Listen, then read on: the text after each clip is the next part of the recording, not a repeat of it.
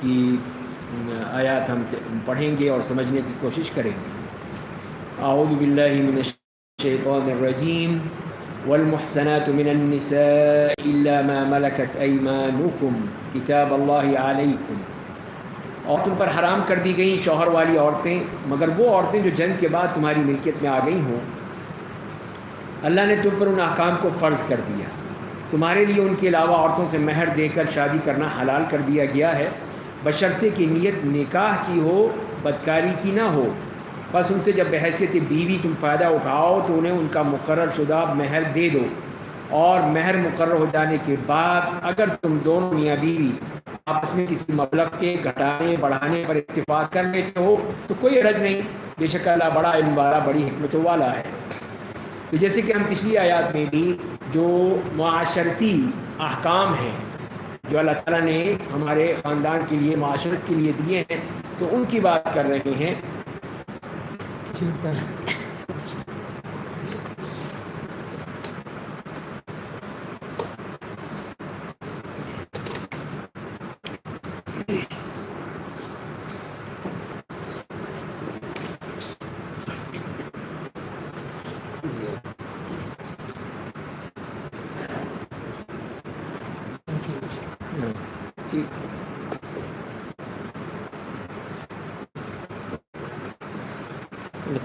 خیر دے جناب شفیق الرحمان صاحب۔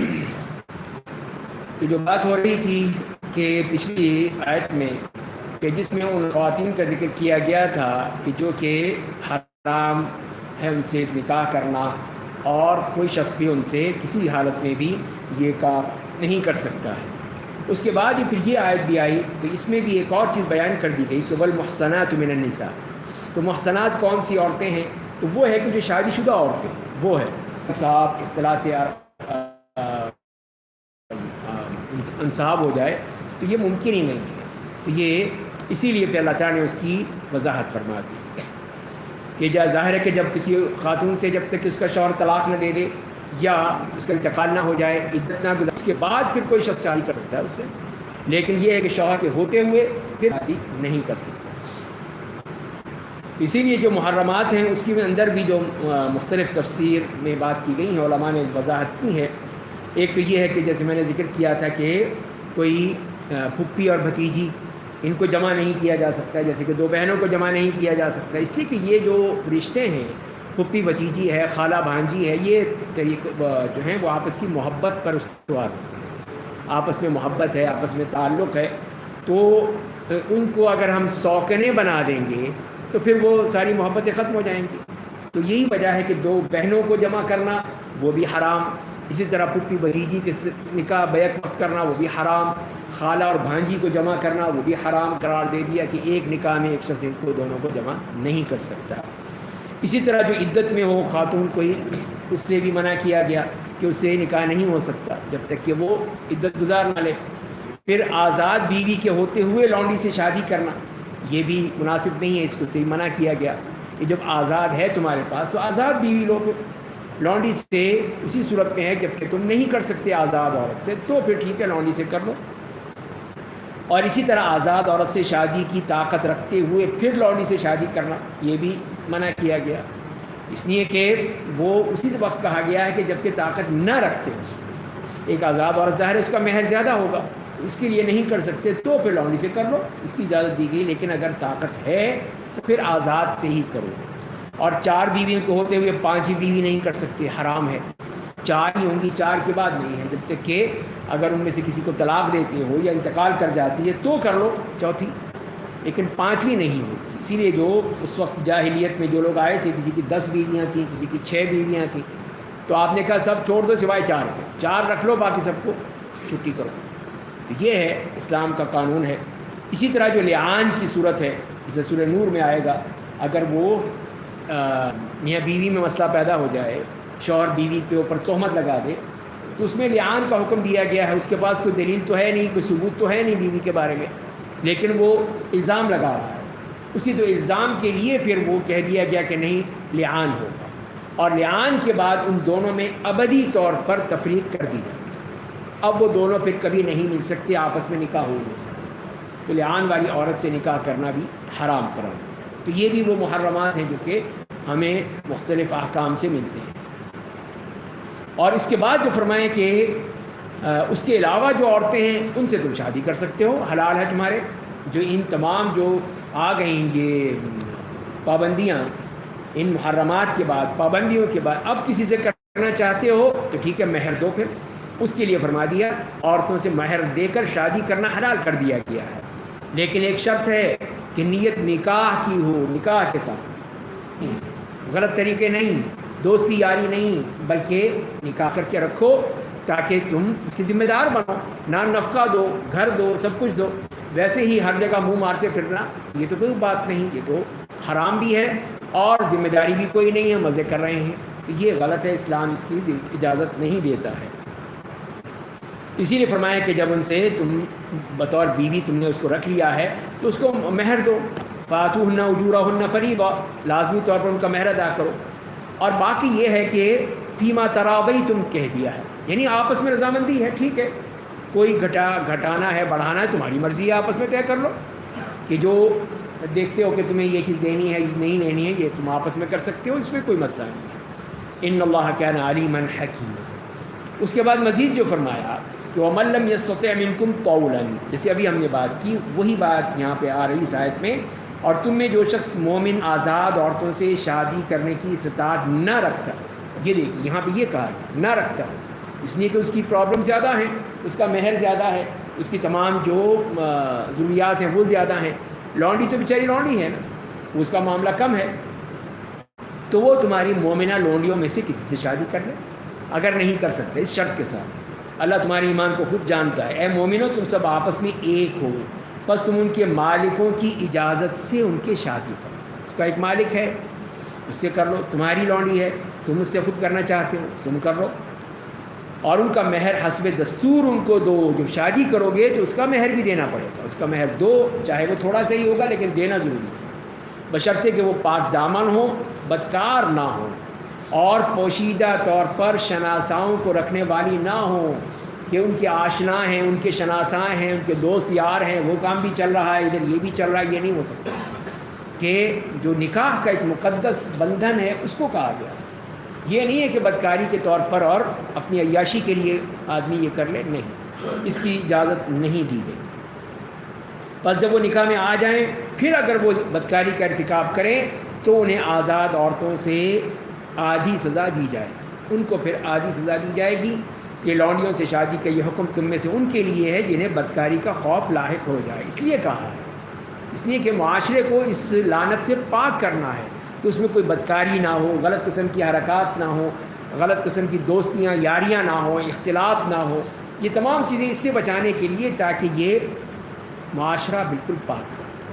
اس میں جس نے کرنی ہے، شادی کرنی ہے، نکاح کرنا ہے تو کرے، اپنے نکاح ہونا چاہیے. یہ نہیں ہے کہ دوستیاں یاریاں چلتی رہیں. اور صبر سے کام لینا تمہارے لیے بہتر ہے اگر صبر کر لو، اور صبر کا یہی کہ روزے رکھ لو، جیسے کہ نبی کریم صلی اللہ علیہ وسلم نے کہا نوجوانوں سے کہ شادی کرو، نکاح کر لو، مہر دے سکتے ہو تو مہر دو اور شادی کر لو. استطاعت ہے تم میں، نہیں کرتے ہو، نہیں کر سکتے ہو، مشکل ہے تو روزہ رکھ لو.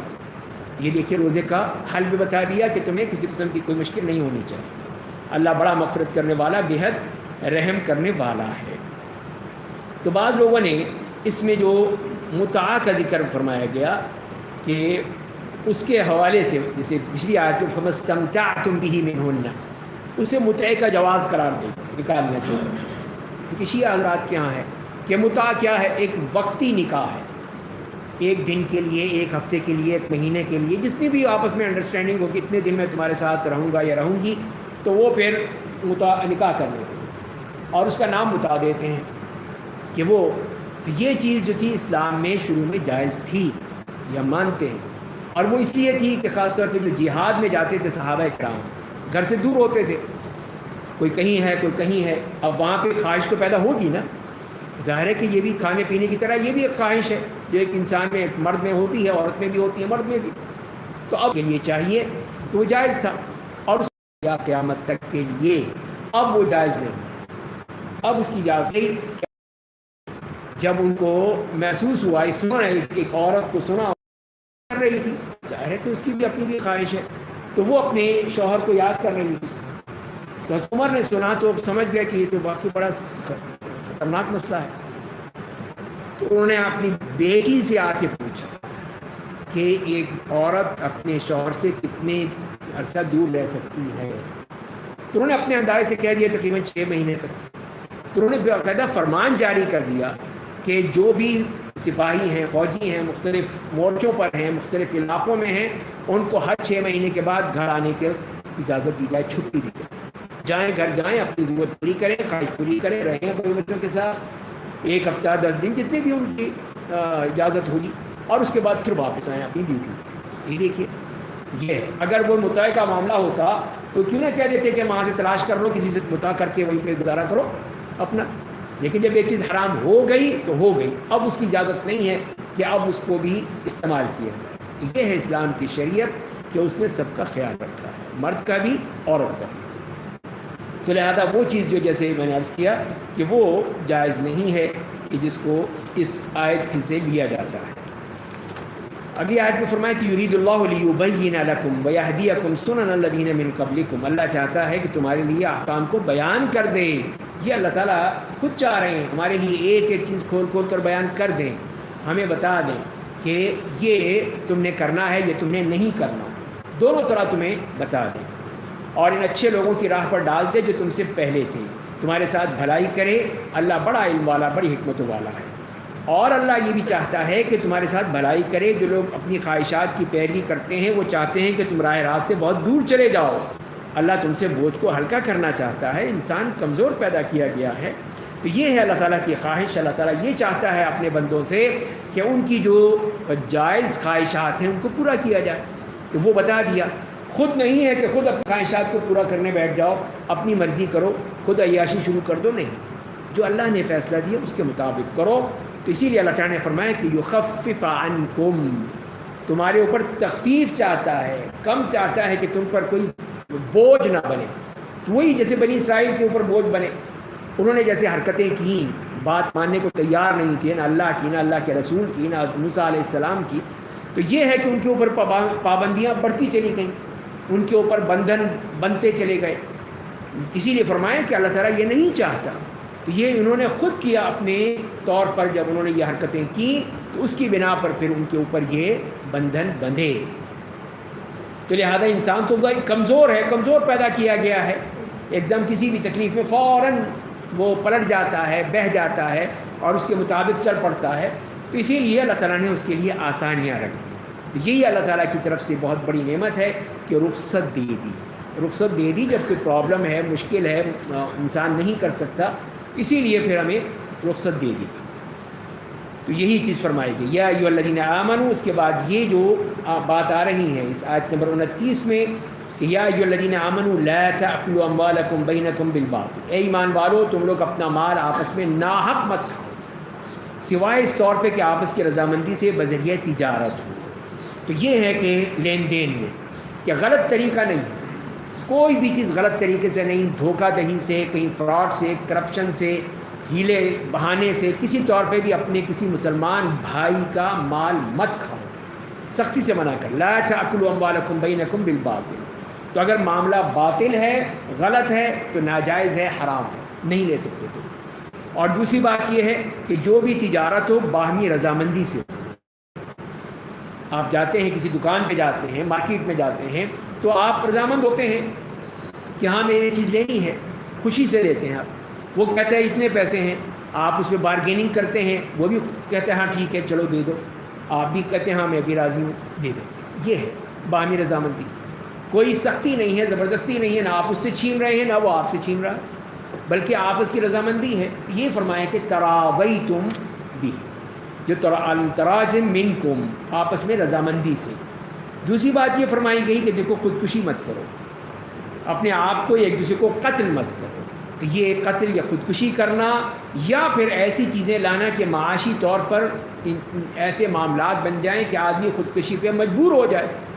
وہی جیسے کہ مہنگائی ہے، اتنی مہنگائی بیچارہ غریب آدمی جو ہے وہ تو تاب نہیں لا سکتا. کتنے ہی جو غریب ہیں وہ اس حد تک مجبور ہو جاتے ہیں یا خودکشی کر کے اپنے آپ کو قتل کر لیتے ہیں. کیوں؟ اس لیے کہ معاشی طور پر ان کو مجبور کر دیا بیچاروں کو. کہیں اپنے بچوں کو لیا، بیوی کو لیا، جا کے نہر میں دھکا دیا، خود بھی ڈوب کے مر گئے. تو یہ تو نہیں ہے نا. یہ تو اسی لیے پھر حکومت کی ذمہ داری ہوتی ہے کہ وہ پھر لوگوں کے لیے آسانی پیدا کرے، مہنگائی ختم کر کے لوگوں کے لیے، تاکہ وہ آسانی سے زندگی گزار سکیں. ایک بیچارہ غریب آدمی کہاں سے گزارے گا؟ تو یہی چیز جو ہے یہ اللہ تعالیٰ کی طرف سے کہی جا رہی ہے. اور اس کے بعد جو فرمایا اس کے بارے میں جو سخت وعید آ گئی، اور جو شخص ظلم و عدوان کے طور پر ایسا کرے گا، ظلم بھی زیادتی بھی، ظلم و زیادتی دونوں وہ کر رہا ہے، تو ان قریب ہم اسے آگ کا مزہ چکھائیں گے. یہ دیکھیں کتنے سخت وعید ہے ایسے لوگوں کے لیے جو بیچارے لوگوں کو مجبور کر رہے ہیں مرنے پر، کہ بھوکے مر جائیں، خودکشی کر کے مر جائیں، کیسے جس طرح بھی ہو مریں، لیکن دیں یہ پیسے لیں، اگر ہے تو پیسہ لے لیں. یہی چیز جو ہے یہ اللہ تعالیٰ کو پسند نہیں ہے، اور اسی لیے فرمائیں کہ ہم ان کو مزہ چکھائیں گے آگ کا. اللہ کے لیے آسان بات ہے. اور پھر دیکھیے ایک آسانی بھی کر دی ہمارے لیے. یہ فرمایا اگر تم لوگ ان کبیرہ گناہوں سے بچو گے جن سے تمہیں روکا گیا ہے، تمہارے چھوٹے گناہوں کو ہم مٹا دیں گے اور تمہیں عزت و تکریم والا مقام عطا کریں گے. تو یہاں بتا دیا کہ یہ کبیرہ گناہ جس پر وعید ہے، وہ ہر وہ گناہ جس پہ کوئی سخت وعید ہے دنیا میں یا آخرت میں، وہ ہے کبیرہ گناہ. اگر تم نے کبیرہ گناہوں سے اپنا اجتناب کر لیا تو صغیرہ گناہ کا مسئلہ ہی کوئی نہیں ہے. اس لیے کہ اس کے لیے اللہ تعالیٰ نے ایسے شارٹ کٹ دے دیے ہیں ہمیں کہ وہ اس کے ذریعے سے خود بخود ہی وہ صاف ہوتے چلے جائیں گے. تو جیسے حدیث میں آتا ہے کہ 5 فرض نمازیں جمعہ سے جمعہ تک، رمضان سے رمضان تک، یہ اعمال صالحہ اپنے درمیان کے گناہوں کو مٹا دیتے ہیں. تو آپ جمعے کی نماز پڑھی، اگلا جمعہ آیا پچھلے سارے گناہ معاف. ایک رمضان آیا، دوسرا رمضان آیا، بیچ میں 1 سال کے گناہ سارے معاف. دیکھیے کتنی آسانی کر دی، کتنے ہیں. ہمارے شرط ایک ہے کہ کبیرہ گناہ نہیں کرنے ہیں.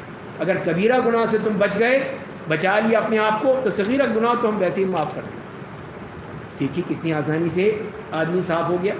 تو اس شرط کا خیال رکھنے جو اللہ تعالیٰ نے فرمائی ہے کہ ان بڑے گناہوں سے تم بچے جا رہو، تو چھوٹے گناہ تو ہم خود بخود تم سے معاف کر دیں گے اور اب تمہیں عزت و تکریم والا مقام عطا کریں گے. اور فرمایا کہ وَلَا تَتَمَنَّوْا مَا فَضَّلَ اللَّهُ بِهِ بَعْضَكُمْ عَلَىٰ بَعْضٍ، اور اللہ نے تم میں سے بعض کو بعض کے اوپر جو برتری دی ہے اس کی تمنا مت کرو. یعنی یہ نہیں ہے کہ یہ کیوں وہ کر دی گئی. اور جیسے کہ اس آیت کے بارے میں فرمایا کہ بعض صحابیات نے کہا کہ یا رسول اللہ مرد جہاد کرتے ہیں، ہم عورتیں جہاد نہیں کرتی، ہم تو گھر بیٹھی رہتی ہیں اور ہمیں مردوں کا آدھا میراث ملتا ہے، ایسا کیوں؟ تو اس پہ آیت نازل ہو گئی کہ جو اللہ نے دیا ہے اس پہ صبر کرو اور اس کو قبول کرو. بس یہ مت کہو کہ نہیں ہمیں یہ کیوں نہیں دیا، یہ کیوں نہیں دیا، مردوں کو دے دیا ہمیں نہیں دیا، یا مرد یہ کہیں کہ عورتوں کو دے دیا ہمیں نہیں دیا. نہیں.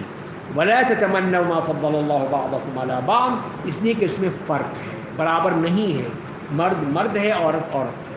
تو اس میں مساوات و مرد و زن کا جو فارمولہ ہے وہ انتہائی غلط ہے، وہ نہیں ہے، قابل نہیں ہے. اس لیے کہ اسلام نے اس کو قبول نہیں کیا. دونوں کے اپنے اپنے دائرۂ کار ہیں، دائرۂ اختیار ہیں، دائرۂ اعمال ہیں، اسی میں اس کا کام ہے. بس اگر مرد گھر میں بیٹھ کے جو ہے وہ بچے پالنے لگے، روٹی کھانے، کپڑا پکانے لگے، کپڑے دھونے لگے، اور عورت جا کے دفتر میں بیٹھ جائے تو پھر کیا ہوگا؟ سارے مسائل گڑبڑ ہو جائیں گے، سب کچھ خراب ہو جائے گا. نہ گھر کا کام چلے گا، نہ دفتر کا کام چلے گا. تو اسی لیے پھر یہ فرمایا کہ اس کی تمنا مت کرو. جو اللہ نے تمہیں فضیلت دی ہے وہ اللہ کی طرف سے دی گئی ہے، اس کے مطابق ہی چلنا ہے، اسی کے مطابق ہی تم نے کرنا ہے. اور پھر صاف کہہ دیا کہ مردوں کو ان کی کمائی کا حصہ ملتا ہے، عورتوں کو ان کی کمائی کا حصہ ملتا ہے، دنیا میں بھی آخرت میں بھی. جو وہ عمل کریں گے، جو اعمال کریں گے، اس کے مطابق ان کو مل جائے گا. اور اللہ سے اس کا فضل مانگا کرو. یہ مانگو اللہ تعالیٰ سے کہ اللہ تعالیٰ اپنا فضل، اپنی رحمت دے دے، اپنی مغفرت دے دے. تو یہ مانگو اللہ سے. یہ ہے کہ مجھے یہ کیوں نہیں دیا، مجھے وہ کیوں نہیں دیا. یہ عورتیں کہیں کہ مردوں کو کیوں ملا، وہ جہاد کیوں نہیں کرتے. جب یہی کہا حج کرو، یہی تمہارا جہاد ہے. میدان جنگ میں جا کے قتال کرو. جاتی تھی خواتین وہ، لیکن وہ کس کے لیے؟ مریضوں کی خبرگیری کے لیے، تیمارداری کے لیے، اور جو بیمار ہیں، زخمی ہیں، ان کی مرہم پٹی کرنے کے لیے، پانی پلانے کے لیے، اس کے لیے جاتی تھی. کسی نے منع نہیں کیا، نہ اللہ کے رسول نے اور نہ ہی کسی اور نے باندھ رکھا تھا. اور جب تک یہ کیا کر رہے، یہ کیا ہے؟ اگر کوئی آئے نا دشمن، اس کے بھونک دور. جہاد کا جذبہ تھا، تو انہوں نے فوراً بتا دیا کہ میں چھوڑوں گی نہیں، پھر میں بھی اگر کوئی آیا تو میرے قریب آیا تو میں اس کے پیٹ میں یہ گھونپ دوں گی سمجھا۔ تو دیکھیے ان کے اندر جہاد کا کتنا جذبہ تھا، لیکن اللہ نے جب کہہ دیا کہ نہیں کرنا تو نہیں کرنا، بس بیٹھو گھر میں۔ اور اس کے بعد جو فرما دیا اللہ تعالیٰ نے اس بات کو کہ ہم نے ہر شخص کا کہ ورثہ بنائے ہیں اس مال کی تقسیم کے لیے جو والدین اور قریبی رشتہ دار چھوڑ کر مر جائیں، جو جن کے ساتھ تمہارا معاہدہ ہے انہیں ان کا حصہ دے دو، بے شک اللہ ہر چیز پر گواہ ہے۔ تو یہ بتا دیا ہے کہ اللہ تعالیٰ نے وراثت کا ایک نظام دے دیا، ایک سسٹم دے دیا ہے۔ اسی لیے فرمایا کہ رسول اللہ نے کہ میراث کے حصے ان کے حقداروں کو دے دو، اور اس کے بعد جو بچ جائے تو وہ جو قریبی مرد ہوں گے ان کو دے دو۔ تو پورا سسٹم ہے، جیسے ابھی آپ نے سورہ نساء میں پڑھا شروع کیا آیات میں 11-12 میں، اس میں اللہ تعالیٰ نے بتا دیا یہ پورا ایک نظام ہے، اس کے مطابق عمل کرو۔ تو یہ ہے، اس کے ذریعے سے کوئی مسئلہ نہیں ہوگا، کسی قسم کو کوئی بھی پریشانی نہیں ہوگی۔ اور اس کے بعد پھر اللہ تعالیٰ نے اپنا جو نظام ہے وہ بتا دیا ہے کہ الرجال قوامون علی النساء، کہ مرد عورتوں پر حاکم ہے۔ کیوں حاکم ہے؟ اس برتری کی بدولت جو اللہ نے ان میں سے بعض کو بعض پر دے رکھی ہے۔ یہ دیکھ لیجیے، یہ مساوات کی بات نہیں ہو رہی، یہ برتری کی بات ہو رہی ہے کہ مرد قوام ہے عورت پر، ذمہ دار ہے وہ، اس لیے کہ گھر کا ایک سربراہ ہونا چاہیے۔ جو بھی آپ دیکھ لیجئے کہ کوئی بھی اس قسم کی کوئی اسٹیبلشمنٹ ہوتی ہے، کوئی آفس ہوتا ہے، کوئی حکومت ہوتی ہے، کہیں پہ بھی وہ لازمی کوئی اس کے لیے ایک سربراہ ہوگا۔ یہ نہیں کہ ویسے ہی چھوڑ دو۔ اب اسی لیے ہم رو رہے ہیں کہ نہ اس وقت کوئی وزیر اعظم ہے، نہ کوئی اور وہ مسئلہ ہے۔ پنجاب والے ویسے رو رہے ہیں وزیر اعلیٰ نہیں ہے، تو بغیر کسی سربراہ کے کوئی حکومت نہیں چل سکتی۔ تو اسی لیے پھر گھر کو بھی اللہ تعالیٰ نے سربراہ دیا ہے اور قوام بنایا ہے مرد کو، کہ وہ ہے قوام، وہ بیٹھ کے یہاں پر کام کرے گا، سارے گھر کی ذمہ داری اس پر ہے، نان نفقہ اس نے دینا ہے۔ یہ نہیں کہے گا جاؤ بیوی سے کہ جاؤ جا کے تم محنت کرو، تم بھی جا کے دفتر میں کام کرو، تم بھی کاروبار کرو، تم بھی جاؤ نکلو، نہیں، اس کی ذمہ داری نہیں ہے، یہ مرد کی ذمہ داری۔ اس لیے کہ قوام جب اللہ نے بنایا ہے تو وہ اس کو کرے۔ وہ کیوں کہتا ہے بیوی سے کہ جاؤ تم جا کے محنت کرو؟ نہیں، الا یہ کہ بہت ہی وہ خود چاہتی ہو یا جہاں بھی ضرورت ہو، جیسے کہ ڈاکٹرز کے لیے ہے، ہسپتالوں میں ہے، اسکولوں میں، کالجوں میں خواتین کو پڑھانے کے لیے، تو وہاں ایک الگ بات ہے۔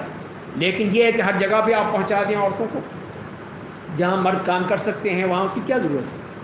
تو لہذا ان کے لیے یہ ہے کہ وہ جہاں ضرورت ہے وہاں جائیں، بلا ضرورت جو ہے کہ ہر محکمے میں، ہر دفتر میں، ہر مقام پہ، حتیٰ کہ دکانوں پہ بیٹھ جائیں، نہیں۔ اسی لیے کہ اصل ذمہ داری مرد کی ہے۔ اور اس کے بعد جو فرما دیا گیا وَبِمَا أَنفَقُوا مِنْ أَمْوَالِهِمْ، ایک تو وہ اللہ کی فضیلت برتری دی ہے اللہ نے، دوسری بات ہے کہ وہ مہر دیتا ہے، نان نفقہ کا خرچ دیتا ہے، ہر چیز کا دیتا ہے، بچوں کی، بڑوں کی، بیوی کی، سب کی وہ دیتا ہے۔ تو لہذا اس کو حق ہونا چاہیے کہ وہ برتری ہو اور وہ پھر اس میں قوام کہلائے۔ پھر خواتین کے بارے میں فرما دیا فالصالحات قانتات حافظات للغیب بما حفظ اللہ، بس نیک عورتیں، اللہ سے ڈرنے والی، شوہر کی پیٹھ پیچھے اس کی عزت و مال اللہ کی حفاظت کی بدولت حفاظت کرنے والی ہوتی ہیں۔ تو یہ ہیں اللہ کی نیک بندیاں، ان کی تعریف فرمائی ہے، صالحات ہیں، نیک ہیں، انتہائی نیک، اور اللہ سے ڈرنے والی اور اللہ کی اطاعت کرنے والی، اور شوہر کی جو ہے مال میں، جان میں، عزت و آبرو میں، یہ امانت ہے ان کی، شوہر کی امانت ہے، اس کی حفاظت کرنے والی، تو وہ ہے اللہ کی نیک بندیاں۔ اب اس کے بعد ایک مشکل جو ہے اس کا حل بتا دیا ہے کہ کیا کریں۔ تو فرمایا کہ واللاتí تخافون نشوزہن، کہ فرمایا جن عورتوں کی نافرمانی کا تمہیں ڈر ہو، مسئلہ ہو گیا، آپس میں ناچاکی ہو رہی، ہم آہنگی نہیں ہو رہی، ہمیشہ لڑائی جھگڑا فساد چل رہا ہے، کہیں بیوی کی طرف سے ہے، کہیں شوہر کی طرف سے ہے، اگر بیوی کی طرف سے ہو تو کیا کرنا ہے، اس کا حل بتایا ہے۔ تو فرمایا کہ انہیں واعظ و نصیحت کرو۔ تو واعظ و نصیحت کرے وہی کرے گا نا جسے خود کچھ آتا ہو، خود بھی کچھ نہیں آتا، خود بھی جاہل، کچھ پتہ نہیں، نہ دین کا نہ دنیا کا، ہو سکتا ہے دنیا کا تو پتہ ہو، دین کا تو کچھ پتہ ہی نہیں ہے، قرآن نے کیا کہا اس کو کچھ پتہ نہیں ہے۔ تو اس کو پتہ ہونا چاہیے کہ وہ تاکہ سمجھا سکے، بتا سکے، واعظ و نصیحت کر سکے، تو اس قوام کو کچھ پتہ ہونا چاہیے کہ اس کو جب قوام بنایا ہے اللہ نے تو صرف یوں نہیں بنا دیا، تو اس کو اتنی بات ہونی چاہیے کہ اس کو حقوق معلوم ہونے چاہیے کہ اس کی بیوی کے کیا حقوق ہیں، اس کے اپنے کیا حقوق ہیں، سب اس کو معلوم ہو، اور اس کے مطابق وہ بات کرے اپنی بیوی سے۔ اور پھر دوسری بات یہ فرما دی کہ اگر دوسرا مرحلہ کیا ہے کہ نہیں فائدہ ہو رہا، تو بستروں میں ان سے علیحدگی اختیار کر، نفسیاتی طور پر ایک نفسیاتی سزا دی گئی ہے کہ وہ سمجھ جائے کہ آج بیڈ روم ہی الگ ہو گیا تو کل یہ کہیں گھر ہی الگ نہ ہو جائے، تو تاکہ اس کو ذرا احساس ہو کہ یہ شوہر کیا چاہتا ہے، تو اس کی وہ کوشش کرے اس کو سمجھنے کی، اس کو حاصل کرنے کی۔ تو یہی فرمایا۔ تیسری بات یہ بھی نہیں ہوتا، پھر سختی کر سکتے ہو، مار سکتے ہو، لیکن مار کا یہ مطلب نہیں ہے جیسے کہ نبی کریم صلی اللہ علیہ وسلم نے یہی فرمایا کہ اگر کوئی ہے تو اس کو یہ کہ ہڈی پسلی توڑنے شروع کر دے، مارنا پیٹنا شروع کر دے، یہ مطلب نہیں ہے بالکل بھی، صرف یہ ہے کہ ذرا سختی سے معاملہ ہے وہ، تاکہ اس کو ایک خوف محسوس ہو کہ یہ میرا شوہر ہے تو مجھ پہ سختی کر سکتا ہے۔ تو یہ چیز بتا دی گئی، اور پھر کہا پھر اگر تمہاری اطاعت کرنے لگے تو ان کے سلسلے میں کوئی اور کارروائی مت کرو، مسئلہ حل ہو گیا، اب وہ مان گئی تو ٹھیک ہے، بات ختم ہو گئی۔ اب یہ نہیں ہے کہ ہمیشہ اس کو یاد دلا تو ایسی ہے، تو ایسی ہے، تو نے یہ کیا، تو نے یہ کیا، نہیں، کیوں تم اس کو اس طرح ایک نفسیاتی مریض بنا رہے ہو کہ وہ یہ کہ ہر دفعہ یہی کہتا ہے، ہر دفعہ یہی کہتا رہتا ہے، جو ہو گیا سو ہو گیا، چھوڑو اس کو، آگے چلو۔ تو یہی چیز جو اللہ تعالیٰ نے بتائی ہے کہ اور کوئی کارروائی مت کرو۔ بے شک اللہ بڑا بلندی اور کبریائی والا ہے۔ اس کے بعد پھر ایک چوتھا بھی ہے، چوتھا مرحلہ بھی ہے کہ اگر نہیں ہو رہا، مسئلہ کو بہت بڑھ گیا ہے، طلاق کی بات نہیں کی بلکہ اس سے پہلے ایک اور چیز بتا دی، اس کو بھی استعمال کر لو۔ وہ کیا ہے؟ اگر تم کو میاں بیوی کے درمیان اختلاف سے ڈر ہو کہ معاملہ اور خراب نہ ہو جائے تو پھر یوں کرو کہ ایک فیصلہ کرنے والا مرد کے رشتہ داروں میں سے لے لو اور ایک عورت کے رشتہ داروں میں سے لے لو، دونوں کی طرف سے ایک ایک، اس کو کہا حکم۔ اور حکم وہ کون ہوتا ہے؟ جو جج ہے، قاضی ہے، یعنی اس کے اندر وہ صلاحیت ہونی چاہیے۔ کوئی یہ نہیں ہے کہ بیکار آدمی، جاہل آدمی لے آئے، جیسے جرگے ہوتے ہیں بنائے جاتے ہیں، وہ پینڈ کے کچھ بیٹھ گئے چودھری اور انہوں نے کہا کہ اس کو اس کی شادی کر دو، اس کو اس سے شادی کر دو، چلو جی مسئلہ نمٹ گیا۔ بچی ہے، چھوٹی ہے، اس کی شادی کر دو، تو اس سے دے دو ایک بوڑھے سے، یہ کوئی طریقہ ہے؟ تو غلط باتیں ہیں۔ اس کے بعد جو چیز ہے وہ وہی ہے جو اللہ نے بتایا، یہ ہے حکم، کہ وہ جس کے اندر کوئی فیصلہ کرنے کی صلاحیت موجود ہے، حکمت ہے، تدبیر ہے، بصیرت ہے، بات کو سمجھتا ہے، قانون سمجھتا ہے، شریعت سمجھتا ہے، ایک وہ ہو، ایک ادھر سے آئے، ایک ادھر سے، وہ دونوں بیٹھیں، اب وہ بات چیت کریں کہ ہم اس مسئلے کو کیسے حل کرنا ہے، حل کرنے کی بات کریں۔ تو یہ اسی لیے فرمایا ہے کہ فَبَعَثُوا حَكَمًا مِنْ أَهْلِهِ وَحَكَمًا مِنْ إِنْ يُرِيدَا إِصْلَاحًا، اگر وہ اصلاح چاہتے ہیں، اگر چاہتے ہیں تو کیا ہوگا؟ اللہ تعالیٰ توفیق پیدا کر دے گا، اللہ نے وعدہ کر دیا ہے۔ دیکھیے کتنا بہترین سلوشن دے دیا، حل دے دیا، بتا دیا کہ پہلے تم اپنی نیتیں ٹھیک کر لو۔ ان یریدا اصلاح، اگر تم اصلاح چاہتے ہو، اگر تم پھر بگاڑ چاہتے ہو، فساد چاہتے ہو، تباہی چاہتے ہو، تو پھر تو کوئی فائدہ نہیں ہوگا۔ لیکن اس صورت میں اللہ کی توفیق مل جائے گی، اس لیے کہ اللہ تعالیٰ نے وعدہ کیا ہے۔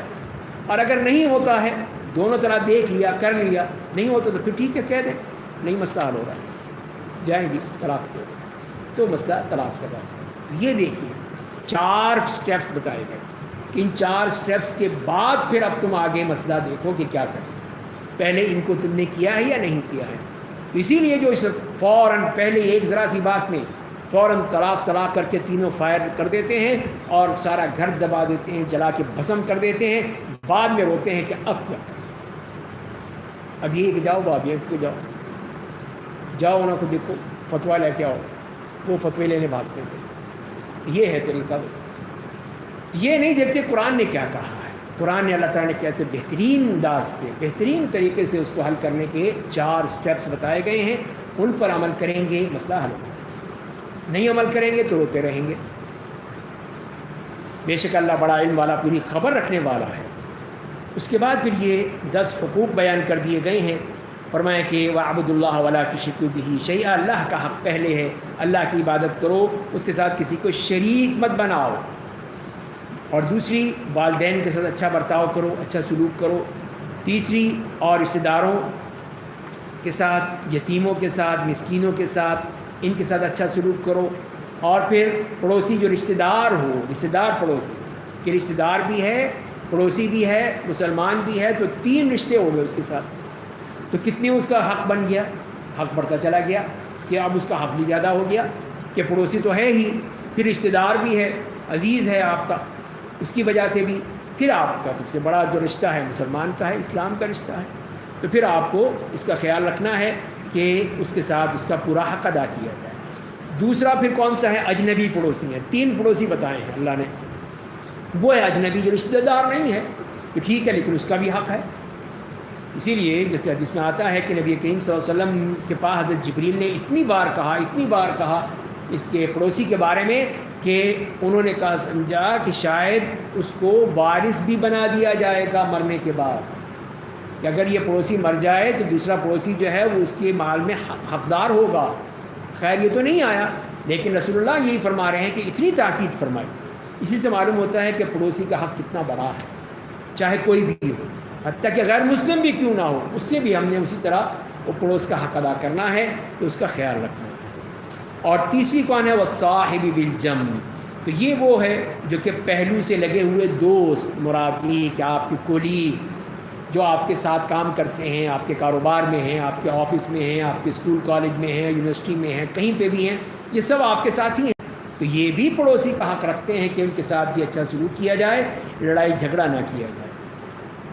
اور پھر فرمائے وابن السبیل، اور مسافر ہے، سفر کی حالت میں کوئی ہے تو اس کے ساتھ، پھر آخر میں وما ملکت ایمانکم، غلاموں اور لونڈیوں کے ساتھ۔ اس زمانے میں تھے، غلام بھی تھے، لونڈیاں بھی تھیں، آج نہیں ہے، تو اس کی جگہ یہ ملازمین ہیں، آپ کے چھوٹے ملازمین ہیں، آپ کے دفتر میں ہیں، آپ کے گھر میں ہیں اور کہیں پر ہیں، تو ان کے ساتھ اچھا سلوک کرنا، ان کے ساتھ زیادتی نہیں کرنا، ان کے ساتھ مار پیٹ، ان کو حد سے بڑھ کر ان کے اوپر بوجھ ڈال دینا، یہ سب غلط ہوگا۔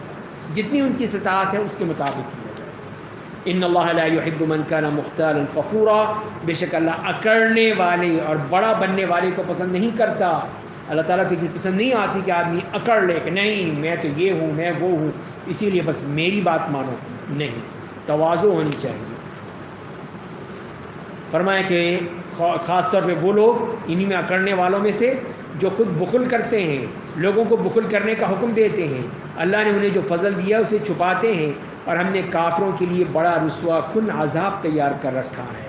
تو فرما دیا گیا کہ یہ لوگ جو کہ اس طرح کا ڈھیٹ ہوتا ہے، متکبر ہوتا ہے، مغرور ہوتا ہے، وہ بخیل بھی ضرور ہوتا ہے، اس لیے کہ اس کی ناک سے آگے تو دیکھتے ہی نہیں ہے، وہ تو اپنے آپ کو دیکھتا ہے، بس کہ میں ہوں، اپنی میں لگا رہتا ہے، بس کہ میں ہوں، میرا یہ کام ہے، میں نے یہ کیا ہے، میں وہ ہوں، میں، تو بس اسی پہ ہے۔ تو ظاہر ہے کہ اس کو بھی دوسروں کو نظر ہی نہیں آتا، نہ کوئی حقیر، نہ شکیر، نہ کوئی مسکین، نہ فقیر، کوئی نظر نہیں آتا، اسے تو صرف اپنی جان، اپنی ذات نظر آتی۔ اسی لیے فرمایا گیا ہے کہ یہی لوگ جو ہیں وہ بخیل بھی ہوتے ہیں، اور دوسروں کو بھی کہتے ہیں کہ بخل کرو، مت خرچ کرو، مت یہ دو لوگوں کو، یہ مرنے دو ان کو، غریبوں کو، ہم تو ہیں، اصل تو ہمارے لیے ہے پیسہ، ہم اس کو استعمال کریں۔ جبکہ اللہ تعالیٰ کہہ رہا ہے کہ وَيَكْتُمُونَ مَا آتَاهُمُ اللَّهُ مِنْ فَضْلِهِ، اللہ نے جو فضل دیا اسے چھپاتے ہیں، پتہ نہ لگے لوگوں کو میرے پاس بہت پیسہ ہے، دولت ہے۔ اور ہم نے کافروں کے لیے بڑا رسوا کن عذاب تیار کر رکھا ہے۔ فرمایا کہ وَالَّذِينَ يُنْفِقُونَ أَمْوَالَهُمْ رِئَاءَ النَّاسِ وَلَا يُؤْمِنُونَ بِاللَّهِ وَلَا بِالْيَوْمِ الْآخِرِ، اور جو اپنے مال لوگوں کو دکھاوے کے لیے خرچ کرتے ہیں اور اللہ پر ایمان نہیں رکھتے، صرف دکھاوے کے لیے اگر خرچ کرتے بھی ہیں، یہی لوگ جن کے بارے میں فرمایا جا رہا ہے، تو کر دیتے ہیں کہ لوگ کیا کہیں گے، دیکھو اتنا پیسے والا ہے، کبھی ایک ڈھیلا نہیں دیا کسی کو اس نے، تو لہٰذا چلو دیے نہیں کچھ، پھر اخبار میں خبریں چھاپ دو، اخبار میں آ جائیں، سوشل میڈیا پہ آ جائیں، دیکھو کتنے سخی ہیں اور کتنے حاتم طائی کی قبر پہ لات مارنے والے ہیں، تو یہ کتنے بڑے لوگ ہیں، لیکن بعد میں اسے کیش بھی تو کرانا ہوتا ہے نا الیکشن میں، کہ دیکھو میں نے کیا دیے، اتنے گھی کے ڈبے دیے، سلائی مشینیں دیں، سائیکلیں دیں، یہ کیا وہ کیا، میں نے یہ ہوں، میں وہ ہوں، اور پھر مجھے ووٹ دو۔ تو یہ ہے ریاکاری، دکھاؤ، بس دنیا کے لیے، اللہ کے لیے نہیں۔ تو انہی کو فرمایا گیا ہے کہ یہی وہ لوگ ہیں جو خرچ کرتے ہیں دکھاوے کے لیے، اور اللہ پر ایمان نہیں رکھتے، اور نہ قیامت کے دن پر۔ ان کے عمل بتا رہا ہے کہ انہیں اس بات کی توقع ہی نہیں ہے کہ مجھے اللہ کیا ملے گا۔ ایک مومن تو اس لیے خرچ کرتا ہے کہ اللہ کیا ملے گا، تو چھپا کر دیتا ہے، دکھاوا نہیں کرتا، چھپا کے دیتا ہے، نیچے سے دیتا ہے، کسی طرح اس کو پتہ نہ چلے کسی کو۔ تو یہ ہے اصل مومن کی شان، اس لیے کہ اللہ کا خوف اس کے دل میں ہوتا ہے، اور آخرت کا خوف ہوتا ہے، اور وہاں پہ وہ چاہتا ہے کہ مجھے مل جائے۔ تو اسی لیے فرمایا کہ اور جس کا ساتھی شیطان ہو وہ بہت برا ساتھی ہے، یہ ہے اصل چیز۔ کہ جس کا ساتھی، جس کا دوست، جس کا ہم پلہ ہم سر، اس کا ہم ساز بھی، تو وہ ہے شیطان. تو وہ بہت برا ساتھی ہے، وہ کبھی تمہیں چین نہیں لینے دے گا، برباد کرے گا، تباہ کرے گا. وَمَاذَا عَلَيْهِمْ لَوْ آمَنُوا بِاللَّهِ وَالْيَوْمِ الْآخِرِ، ان کا کیا بگڑ جاتا اگر وہ اللہ پر اور یوم آخرت پر ایمان لے آتے. اللہ نے انہیں جو روزی دے رکھی ہے اس میں سے اللہ کے لیے خرچ کرتے. اللہ انہیں اچھی طرح جاننے والا ہے. تو یہ بتایا کہ اگر تھوڑی سی ذرا ہمت کریں، اللہ پر ایمان لیں، اپنے دل میں اللہ کا خوف پیدا کر لیں کہ جب دینا ہے تو اللہ کے لیے دینا ہے اور اس کے آخرت کے لیے دینا ہے. اس پہ ذرا غور کر لیں، پھر دیکھیں کتنا فائدہ ہوگا. اور انفقوا مما رزقهم اللہ، اللہ نے جو رزق دیا ہے ان کے پاس نہیں آیا. ان کے پاس کہاں سے آ گیا؟ اللہ نے دیا. اللہ نے جو رزق دیا اس میں سے خرچ کریں، پاک حلال. تو فرمایا کہ اللہ انہیں اچھی طرح جاننے والا ہے. بے شک اللہ ایک ذرے کے برابر بھی ظلم نہیں کرتا ہے، ذرے کے برابر. جیسے حدیث میں آتا ہے کہ اللہ تعالیٰ جب وہ بندوں سے کہیں گے کہ جاؤ، مومنوں سے بھی کہیں گے کہ جاؤ جا کے جہنم میں دیکھو، تلاش کرو، ان کی ڈیوٹی لگا دیں گے. جاؤ جا کے دیکھو پہلے کہ کسی کے دل میں رائی کے دانے کے برابر کوئی ایمان ہے تو اس کو نکال لاؤ.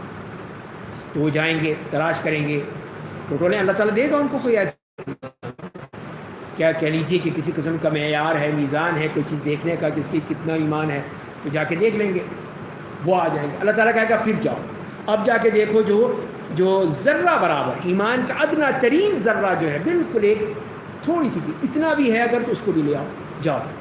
وہ پھر جائیں گے جہنم میں، تلاش کریں گے، ان میں سے کوئی مل جائے گا، اس کو بھی لے آئیں گے. تو اللہ تعالیٰ ظلم تو کرتا ہی نہیں ہے، ذرہ برابر بھی ظلم نہیں ہے. اس کے یہاں تو رحمت ہی رحمت ہے، مغفرت ہی مغفرت ہے. وہ ان کو بھی معاف کر دے گا جو بڑے بڑے گناہ گار ہیں، لیکن ان کے اندر ایمان کی تھوڑی سی رمق موجود ہے، ایک ٹمٹماتا ہوا شعلہ ہے ان کے دل میں. اللہ تعالیٰ اس کی بھی قدر کریں گے اور ان کو نکال لے آؤ، ان کو جہنم سے لے جاؤ جنت. ان کو جنت مل گئی. تو وہی فرمایا جا رہا ہے. اور اسی لیے فرمایا وَإِن تَكُ حَسَنَةً، اور اگر کوئی نیکی ہوتی ہے تو اسے کئی گنا بڑھا دیتا ہے. ذرا برابر بھی نیکی ہے، ایک کھجور کا ٹکڑا ہے جو اس میں فرمایا، اگر وہ بھی کوئی دیتا ہے، اس سے اپنے آپ کو جہنم کی آگ سے بچا لیتا ہے، تو وہ بھی اللہ کے ہاں بہت بڑا مقام ہے اور اپنے پاس سے اجر عظیم عطا کرتا ہے. پس کیسا ہوگا وہ منظر جب ہم میں سے ہر ایک امت میں سے ایک گواہ لائیں گے اور آپ اے رسول صلی اللہ علیہ وسلم ان سب پر گواہ بن کر لائیں گے. تو جیسے حدیث میں بھی آتا ہے کہ عبداللہ ابن مسعود رضی اللہ عنہ فرماتے ہیں کہ نبی کریم صلی اللہ علیہ وسلم نے مجھ سے کہا کہ عبداللہ ابن مسعود مجھے قرآن سنا. تو میں نے کہا میں آپ کو سناؤں؟ آپ پہ تو قرآن اترا ہے اور میں سناؤں آپ کو؟ اچھا کس طرح، یعنی کہ عجیب سی بات کرتی ہے. تو آپ نے فرمایا نہیں سناؤ. تو سننا بھی سنت ہے کہ ہم دوسرے سے سنیں، جسے ہم سنتے ہیں. ویسے بھی اگر کوئی قاری صاحب ہیں ان سے کہیں آپ ہمیں قرآن سنا دیں، تو یہ سننا بھی سنت ہے. رسول اللہ جو ہے خود سنا کرتے تھے. اور پھر جب اسی آیت پہ آئے، سورہ نساء پڑھی اور جس پہ آئے تو آپ کی آنکھوں سے آنسو جاتے، تو آپ نے کہا کہ حسب، بس کافی ہے. یہ ہے کہ یہ اس لیے کتنی بڑی ذمہ داری اللہ نے ڈال دی آپ پر، کہ جو فرمایا گیا ہے کسی آیت میں کہ وہ کیسا وہ منظر ہوگا جب ہم میں سے ہر ایک امت میں سے گواہ لائیں گے اور آپ کو ان سب پر گواہ بنا کر. کتنی بھاری ذمہ داری، سب پر گواہ ہے، تمام انبیاء کرام آپ گواہی دیں گے. اسی لیے آپ کے اس کی وجہ سے آپ کی آنکھوں سے آنسو جاری ہو گئے. یومئذ یود الذین کفروا وعصوا الرسول. اس دن قیامت کی حالت دیکھیں، اس دن کیا ہوگی. اس دن وہ کفر کرنے والے اور رسول کی نافرمانی کرنے والے تمنا کریں گے کاش انہیں دفن کر کے زمین برابر کر دی جاتی، مسئلہ ہی ختم ہو جاتا. تو کہتے ہیں وہ اللہ سے پھر وہ اللہ سے کوئی بات نہ چھپا سکیں گے. کوئی بات چھپ تو سکتی نہیں. اب صرف تمنائیں ہی ہیں، حسرتیں ہیں بس. کاش ہم یہ کر لیتے، کاش ہم فلاں کی بات مان لیتے، فلاں کی سن لیتے. نہیں، اب کوئی فائدہ نہیں، بات ہی ختم. فرمایا کہ اے ایمان والوں، جب تم نشے کی حالت میں ہو تو نماز کے قریب مت جاؤ. یہ دوسری آیت جو اس بات کی دلیل ہے کہ شراب کی حرمت نہیں آئی، لیکن یہ بتایا دیکھو نماز جب پڑھنے آؤ تو پھر نشے میں نہیں آؤ. کیوں؟ اس لیے کہ یہاں تک کہ نماز میں جو کہتے ہو اسے سمجھنے لگو. تو سمجھ کر پڑھنی چاہیے نماز، بے ہوشی کی حالت میں نہیں. جو ہم بے ہوشی کھڑے ہوتے ہیں ہمیں پتہ ہی نہیں ہوتا کتنی رکعتیں پڑھی ہیں، یہ نہیں معلوم ہوتا کہ قاری صاحب نے کیا پڑھا، یا ہم خود پڑھ رہے ہوتے ہمیں نہیں پتہ ہوتا ہم نے. یہی اللہ تعالیٰ تو کہہ رہے ہیں، اسی لیے تو منع کر دیا نشے کی حالت میں کہ وہاں سمجھ ہی نہیں سکتے تم. تو نماز پڑھنی ہے تو سمجھ کے پڑھو، کیا پڑھ رہے ہو، کیا سن رہے ہو، کیا کتنی دفعہ رکوع سجود کیا ہے، پتہ ہی نہیں چلا کہ رکوع بھی کیا یا نہیں کیا، سجدہ بھی کیا تھا نہیں کیا تھا، اس لیے کہ بدہوشی کی حالت میں پڑھ رہے ہیں. اور فرمایا نہ حالت جنابت میں نماز پڑھو یہاں تک کہ غسل کرو. ناپاکی کی حالت ہے تو غسل کر کے نماز پڑھو. اور سوائے ان کے جو مسجد سے گزرنا چاہتے ہو تو اس میں اس حالت میں سے گزرنا چاہتے ہیں تو صرف. اور فرمایا اگر تم بیمار ہو یا حالت سفر میں ہو، یا تم میں سے کوئی قضائے حاجت کر کے آئے، یا تم نے اپنی بیویوں کے ساتھ تعلق قائم کیا ہے اور پانی نہ ملے تو کیا کریں پھر؟ پاک مٹی سے تیمم کرو. دیکھیے کتنی بڑی آسانی ہے. بنی اسرائیل کی کتنی مشکلات تھیں، پریشانیاں تھیں ان کے لیے، ہمارے لیے کتنی آسانیاں ہی آسانیاں. پھر بھی ہم قدر نہیں کرتے اپنے دین کی. کہ کہا کہ کچھ بھی پانی نہیں مل رہا، ٹھیک ہے تیمم کر لو، بس ایک دفعہ ہاتھ مارا مٹی پہ، ہاتھوں پہ ملا، منہ پہ مل لیا، بس تیمم ہو گیا. 2 دفعہ بھی ضرورت نہیں ہے کہ 2 دفعہ مار رہے ہیں آپ، نہ کوہنیوں تک کرنا ہے نہ کچھ کرنا ہے، صرف ہاتھوں کو اور چہرے کو، بس جیسے رسول اللہ نے فرمایا. یہ ہے طریقہ، کتنی آسانی ہے. غسل ہو تو اس کا متبادل بھی ہو جائے گا، وضو کی ضرورت ہے تو وضو کا متبادل بھی ہو جائے گا، دونوں ہی ہوگا. یہ دیکھیے کتنی آسانی کر دی اللہ نے. اسی لیے فرمائے کہ فَامْسَحُوا بِوُجُوهِكُمْ وَأَيْدِيكُمْ إِنَّ اللَّهَ كَانَ عَفُوًّا غَفُورًا. تو پاک مٹی سے تیمم کر لو، وہ اس طرح کہ اپنے چہروں اور ہاتھوں پر مسح کر لو، بے شک اللہ بڑا معاف کرنے والا، مغفرت کرنے والا ہے. اگلے آیت میں جو آ رہا ہے دوسرا جو ہے کہ اہل کتاب کو پھر اسلام کی دعوت ہے. آیت نمبر 44 سے لے کر 57 تک جو فرمایا کہ الم تر الی الذین اوتوا نصیبا من الکتاب، کیا آپ نے ان لوگوں کو نہیں دیکھا جنہیں اللہ کی کتاب کا ایک حصہ دیا گیا تھا. پورا تو دیا ہی نہیں گیا، تھوڑا سا ہی دیا تھا، کہ وہ گمراہی کو خریدتے ہیں، وہ حق کو بیچ کر گمراہی خرید رہے ہیں، ہدایت بیچ کے گمراہی خرید رہے ہیں، اور چاہتے ہیں کہ تم بھی مسلمان بھی رائے راست سے بھٹک جاؤ، تم بھی ان کے ساتھ چل پڑو جو وہ کہتے ہیں ہم یہاں ٹھیک ہے ہم تمہارے ساتھ ہیں. اسی لیے پھر یہ فوراً ان کی بات مانتے ہیں. اللہ تمہارے دشمنوں کو زیادہ جانتا ہے، اور اللہ بحیثیت دوست کافی ہے، اللہ بحیثیت مددگار کافی ہے. کیوں تم دوستیاں کرتے ہو ان سے؟ کیوں جا کے IMF کے سامنے جھک جاتے ہو، ان کی شرطیں منواتے ہیں وہ تم سے؟ نہیں، اس لیے کہ تم اللہ کو دوست نہیں مناتے، اللہ پر تمہارا یقین نہیں ہے، اللہ کو تم ماننے کو تیار نہیں ہو. تو پھر مدد کہاں سے آئے؟ جاؤ IMF کے پاس، مارو ٹکریں، پھر دیکھ لو تمہیں کیا ملے گا. من الذین ہادوا یحرفون الکلم عن مواضعہ، یہودیوں کے بھی یہاں پول کھول دیا. فرمایا کہ بعض یہود کلمات کو ان کی جگہوں سے ہٹا کر ان میں تحریف پیدا کرتے ہیں، بدل دیتے ہیں، کہ نہیں یوں نہیں یوں کر لیتے ہیں اپنی آسانی کے لیے، اپنی خواہشات کے لیے.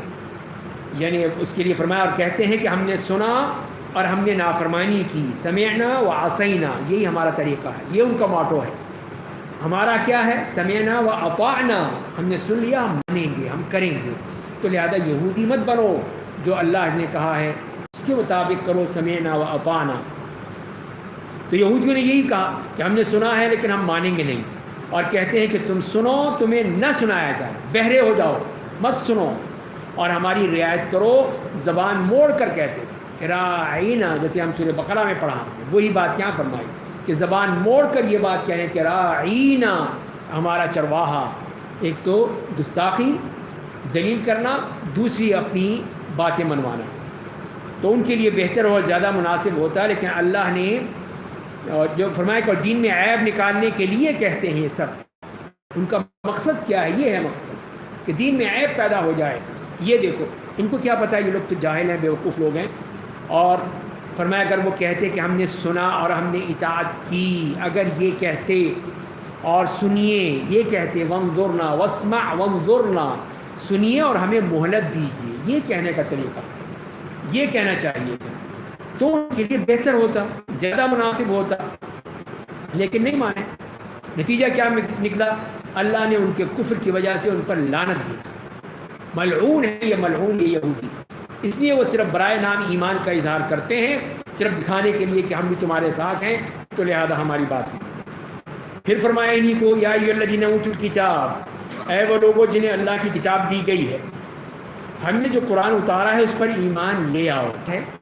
اس سے قبل کہ ہم بہت سے چہروں کو بگاڑ کر ان کو پیٹھ کی طرف، چہرہ جو ہے سامنے کے بجائے پشت پہ چلا جائے، یا ہم ان پر لعنت بھیج دیں، جیسے کہ ہفتے کے دن والوں پر لعنت بھیج دی تھی، اللہ کے حکم نافذ ہو کر رہتا ہے۔ یہ ان کے لیے فرما دیا گیا کہ دیکھو دھمکی ہے ان کے لیے، دھمکی کہ ایمان لے آؤ اس کتاب پر جو تمہاری کتابوں کی بھی تصدیق کر رہی ہے۔ ان کو بتا رہی ہے تمہیں دیکھنا ہے، چیک کرنا ہے، دیکھ لو اس میں سے، کیوں؟ اس سے پہلے کہ جب ہم تمہارے چہرے موڑ دیں، سامنے کے بجائے پیچھے کر دیں، پھر کیا کر لو گے؟ اور دوسری بات یہ ہے کہ تم پہ لعنت کریں، اور نلعنہم، تم پہ لعنت آئے، اللہ کی لعنت تم پر آئے۔ جیسے کہ ہم نے اصحاب السبت، وہی جو مچھلی کے والے تھے، ہفتے کے دن انہیں منع کیا کہ شکار نہیں کرنا، ہیلے بہانے کر کے کر لیا۔ دیکھو ان کی طرح تم بھی ملعون ہو جاؤ گے، تم کو بھی بندر اور خنزیر بنا دیا جائے گا۔ یہ اللہ کی لعنت تھی ان کے اوپر، یہ تم پر ہوگی۔ اور پھر صاف کہہ دیا، اللہ تعالیٰ نے اپنا قانون بتا دیا کہ ان اللہ لا یغفر ان یشرک بہ، بے شک اللہ اس بات کو معاف نہیں کرتا کہ اس کے ساتھ کسی کو شریک بنایا جائے، اس کی ذات میں، اس کی صفات میں، اس کی الوہیت میں، اس کی ربوبیت میں کسی کو اس کے ساتھ ملانا شرک۔ تو اللہ تعالیٰ اس بات کو کبھی معاف نہیں کرتا، الا یہ کہ وہ توبہ کر رہے، وہ ایک الگ بات ہے، اللہ تعالیٰ توبہ قبول کرتے ہیں۔ لیکن اگر وہ نہیں توبہ کی، اسی طرح مر گیا شرک میں، تو اللہ معاف نہیں کرے گا۔ اس لیے کہ اللہ کی شان میں اتنی بڑی گستاخی ہے کہ وہ اللہ کی ذات، وہ پوری کائنات کا مالک، اور اس کے سامنے ایک حقیر انسان کو بٹھا دے کہ نہیں جی یہ بھی دیتے ہیں بچے، ان کے یہاں چلے جاؤ، ان کے مزار پہ، دربار پہ، دیکھو تمہیں کیا کچھ دے دیں گے، مالا مال کر دیں گے۔ یہ شرک نہیں تو اور کیا ہے؟ کہ اللہ کی صفت تھی، وہ رزق دینے والا ہے، وہ اولاد دینے والا ہے، تم نے جا کر اس کے اوپر رگڑنا شروع کر دیا اس کے سامنے کہ نہیں یہ بھی دے دے گا، کہاں دے گا؟ اسی لیے فرمائیں کہ اللہ تعالیٰ معاف نہیں کرے، اور اس کے علاوہ ہر قسم کے گناہ کو معاف کر سکتا ہے، جس کو چاہتا ہے معاف کر دے۔ یہ اللہ کی اتنی بڑی ہمارے لیے رحمت ہے کہ وہ چاہے گا تو تمہیں اس سے بھی بڑھ کر تمہیں گناہ ہوں گے ان کو بھی معاف کر دے، تو جو بھی بڑے گناہ ہیں۔ یہ تو اللہ کا معاملہ ہے، اللہ تعالیٰ جیسے چاہے۔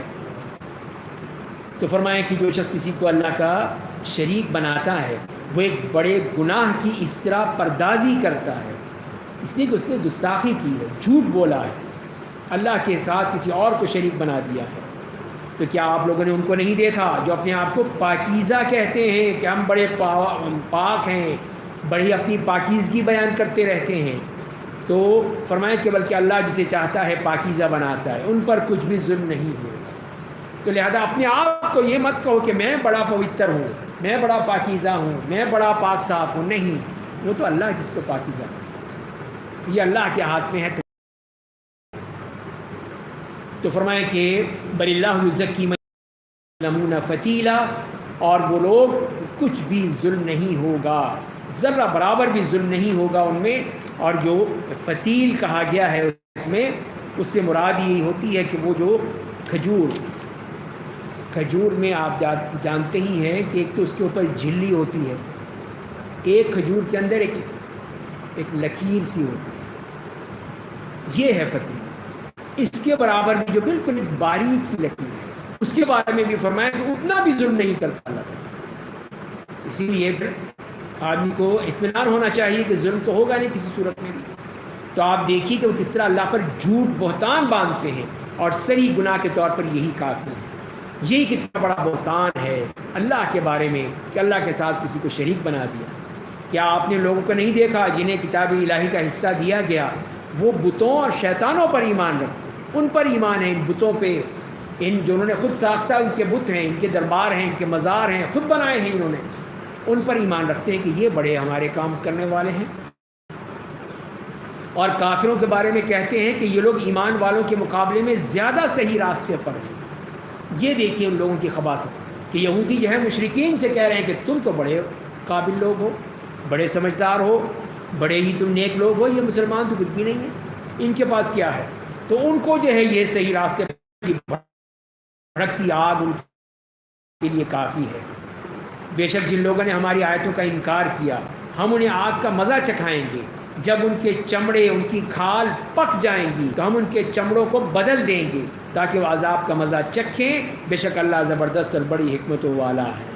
تو یہ دیکھیے ان کے لیے عذاب بتا دیا، اتنا سخت ہے کہ ان کے جسم کی یہ کھال، یہ چمڑا، یہ بھی جب جل جے پک جائے گا تو اللہ تعالیٰ کہے گا ٹھیک ہے اور دے دیں گے، اسپیئر پارٹس تو ہیں نا اللہ کے پاس، تو اللہ تعالیٰ نئی کھال دے دیں گے، یہ لو اب بھگتو، اب اور اب بھگتو۔ بلکہ یہ ہے کہ اس کی اسی کافر کی جو کھال ہے وہ کتنی موٹی ہو جائے گی، اس کا جسم کتنا بھاری ہو جائے گا، کتنا موٹا ہو جائے گا، وہ اسی لیے کہ اللہ کے عذاب کو چکھے، اس کا مزہ چکھے۔ یہی چیز ہے کہ اللہ نے اس کی طرح انتظام کر رکھا ہے۔ تو فرمائیں کہ بے شک اللہ زبردست اور بڑی حکمتوں والا ہے، اور جو لوگ ایمان لے آئے انہوں نے عمل صالح کیا، انہیں عن قریب ہم ایسی جنتوں میں داخل کریں گے جن کے نیچے نہریں جاری ہوں گی، ان میں ہمیشہ رہیں گے، انہیں وہاں پاکیزہ بیویاں ملیں گی، ہم انہیں گھنے سائے میں داخل کر دیں گے۔ یہ ہے وہ نعمتیں اللہ تعالیٰ نے اپنے بندوں کے لیے رکھی ہیں کہ یہ دیکھو ان کے لیے کیا کچھ نہیں ہے، جنتیں ہیں، بہترین بیویاں ہیں، خوبصورت پاکیزہ، گھنا سایہ، ٹھنڈا سایہ۔ انسان ہر وقت تو اے سی میں نہیں بیٹھا رہتا نا، کمرے میں چاہتا ہے کہ باہر نکلے، کہیں ٹھنڈا سایہ ہو اس کے نیچے بیٹھ جائے۔ یہ دیکھیں اللہ نے کیسے انتظام کر رکھے ہیں۔ آپ آیت 58-59 میں یہ اسلامی ریاست میں جو رایا اور حکومت کی جو حقوق و فرائض ہیں وہ بتا دیے کہ وہ کیا ہے، حکومت کو کیا کرنا ہے اور رعیت کو کیا کرنا ہے۔ تو فرمایا کہ ان اللہ یأمرکم ان تؤدوا الامانات الی اہلھا، بے شک اللہ تمہیں حکم دیتا ہے کہ امانتیں ان کے مالکوں تک پہنچا دو۔ اسی لیے نبی کریم صلی اللہ علیہ وسلم جب خانہ کعبہ فتح کیا، آپ آئے تو آپ کے سامنے خانہ کعبہ کی چابی لائی گئی، یہ لے لیجیے، اب آپ آ گئے ہیں، اب آپ ہیں سب کچھ۔ تو آپ نے فرمایا کہ نہیں، کس کے پاس تھی؟ کہا کہ وہ عثمان ہے، عثمان ان کے پاس تھی، جب کوئی تم سے جو بھی لے گا وہ ظالم ہوگا، آپ نے کہہ دیا۔ آج تک انہیں کے پاس، آج تک، اسی لیے کہ کوئی ظالم تو نہیں کہلوانا چاہتا نا اپنے آپ، اس لیے کہ اللہ کے رسول نے کہہ دیا جو لے گا وہ ظالم ہوگا، تو لہٰذا تو اپنے پاس، تو انہیں کی اولاد چلی آ رہی ہے، چلی آ رہی ہے، آج تک پہنچ گئی ہے، شیبانی کا راہ بھی جائیں گے۔ مہمان جس کی امانت ہے اسی کو دے دو، جو اس کا مستحق ہے اس کو دو۔ یہ تو نہیں ہے کہ تم تو حکومت کو بتا دیا، اقتدار کے لیے بتا دیا کہ جو اس کا مستحق ہے اس کو دینی ہے، کسی نااہل کو نہیں دینی، نااہل کو دو گے تو عذاب آئے گا، قیامت آ جائے گی، جس کو ہم بھگت رہے ہیں۔ اور جب لوگوں کے درمیان فیصلہ کرو تو انصاف کے ساتھ کرو، بے شک اللہ تمہیں اچھی بات کی نصیحت کرتا ہے، بے شک اللہ خود سننے والا اور دیکھنے والا ہے۔ اور اس کے بعد جو فرمایا، دیکھیے یہ دوسری بات ایک اور بتا دیں کہ ایمان والو اللہ کی اطاعت کرو اور رسول کی اطاعت کرو، ان ماننا ہے، اللہ کے رسول کا حکم ہے، ماننا ہے، اس میں کوئی نہیں کہ نہیں مرضی آئے تو مان لو، مرضی آئے تو نہ مانو، نہیں۔ اس کے بعد اطاعت نہیں کہا، اس لیے کہ ان کی اطاعت اللہ اور اس کے رسول کی اطاعت کے تابع ہے، اسی فریم ورک میں ہوگی۔ یہ نہیں ہے کہ وہ کہیں نہیں جی ہمیں اللہ نے کہہ دیا ہے تو مانو ہماری، نہیں، اللہ اور اس کے رسول کے مطابق ہے تو مانیں گے ورنہ نہیں مانیں گے۔ یہ دیکھیے اللہ کی طرف سے واضح ہدایت آ گئی۔ اگر تم اللہ اور یوم آخر پر ایمان رکھتے ہو تو اسی میں بھلائی ہے، اور انجام کے اعتبار سے یہی اچھا ہے کہ تم یہ معاملہ ہو، جسے فرمایا یہ کس لیے کہ اگر کوئی اختلاف ہو جائے تو کیا کرو، اللہ اور اس کے رسول کی طرف لوٹ جاؤ کہ اللہ رسول نے کیا کہا، ان سے پوچھو، وہ تمہیں بتائیں گے۔ اور اگر تم اللہ اور یوم آخر پر ایمان رکھتے ہو تو اسی میں بھلائی ہے، اور انجام کے اعتبار سے یہی بات اچھی ہے کہ تم اس پہ عمل کرو کہ اللہ نے کیا فیصلہ کیا ہے، اللہ کا کیا قانون ہے۔ الم تر الی الذین یزعمون انہم آمنوا بما انزل الیک، کیا آپ نے ان لوگوں کو نہیں دیکھا جو دعویٰ کرتے ہیں کہ وہ آپ پر اتاری گئی اور آپ سے پہلے اتاری گئی کتابوں پر ایمان لے آئے ہیں، اور یہ چاہتے ہیں کہ غیر اللہ سے فیصلہ کرائیں، حالانکہ انہیں اس کے انکار کرنے کا حکم دیا گیا تھا، اور شیطان انہیں راہ راست سے بہت دور لے جانا چاہتا تھا۔ تو اسی طرح کہ یہودی کا اور ایک منافق کا جھگڑا ہو گیا، تو یہودی کہہ رہا ہے کہ چلو اللہ کے رسول کے پاس چلیں، منافق کیا کہتا نہیں، کعب بن اشرف کے پاس چلیں، تو کافر ہے، اللہ کے رسول کو نہیں مانتا، پھر تو کس قابل ہے کہ تو جائے کعب بن اشرف یہودی کے پاس؟ نہیں۔ اللہ کے رسول ہی ہیں اصل حکم نہیں مانتا تو تیرا ٹھکانہ جہنم اور اس کی گردن اتار. تو وہی فرمایا جا رہا ہے یہ تو غیر اللہ کے پاس جا رہا ہے اللہ اور اس کے رسول کو چھوڑ کے، حالانکہ انہیں اس کے انکار کرنے کا حکم دیا گیا تھا اور شیطان انہیں راہ راست سے بہت دور لے جانا چاہتا ہے. وہ چاہتا ہی نہیں کہ یہ دین پہ کام کریں، اللہ کے حکم پہ فیصلہ کریں. وَإِذَا قِيلَ لَهُمْ تَعَالَوْا إِلَىٰ مَا أَنزَلَ اللَّهُ إِلَى الرَّسُولِ، جب ان سے کہا جاتا ہے کہ اللہ کی نازل کردہ کتاب اور رسول کے پاس آؤ، تو آپ دیکھتے ہیں کہ یہ منافقین آپ سے اعراض کر رہے ہوتے ہیں، نہیں آتے آپ کے پاس. یہی وجہ ہے کہ حضرت عمر سے برداشت نہیں ہوا. فَكَيْفَ إِذَا أَصَابَتْهُم مُّصِيبَةٌ بِمَا قَدَّمَتْ أَيْدِيهِمْ، پھر یہ کیسی بات ہے کہ جب انہیں ان کے کرتوتوں کی وجہ سے کوئی مصیبت لاحق ہوتی ہے تو آپ کے پاس آ کر اللہ کی قسم کھاتے ہیں. یحلفون باللہ، قسمیں کھا کھا کر کہتے ہیں یہ لوگ ہم نے تو صرف بھلائی اور آپس میں ملانے کی نیت کی تھی، ہم تو یہ چاہتے تھے. یہ منافقین کے سارے کھل رہے ہیں کہ یہ کہتے ہیں کہ نہیں ہم تو چاہتے تھے کہ آپ لوگ مل جائیں، آپس کی دوستیاں ہو جائیں، کچھ نہ کچھ ڈائلاگ ہو جائے، تو یہ ہم چاہتے تھے بس. تو اللہ نے صاف کہہ دیا کہ نہیں یہ تو جھوٹے ہیں، اللہ کی قسمیں کھا رہے ہیں، جھوٹی قسمیں کھا رہے ہیں. تو کیا فرمایا؟ یہی لوگ ہیں جن کے دلوں کی بات اللہ جانتا ہے، بس آپ ان سے اعراض کر لیجئے، انہیں نصیحت کیجئے، انہیں کے بارے میں کوئی مؤثر بات کہیں. یہ اللہ کا حکم آ گیا کہ آپ نے ان کی بات نہیں سنی، اعراض کر کسی طرح اس کو ہٹا دیجئے اور نصیحت کیجئے، ان کو اچھی بات کہہ دیجئے ان کو، اور پھر اچھی بات مؤثر بات کہیے تاکہ سمجھ میں آئے. اگر کوئی سمجھنے والا ہے تو سمجھ جائے.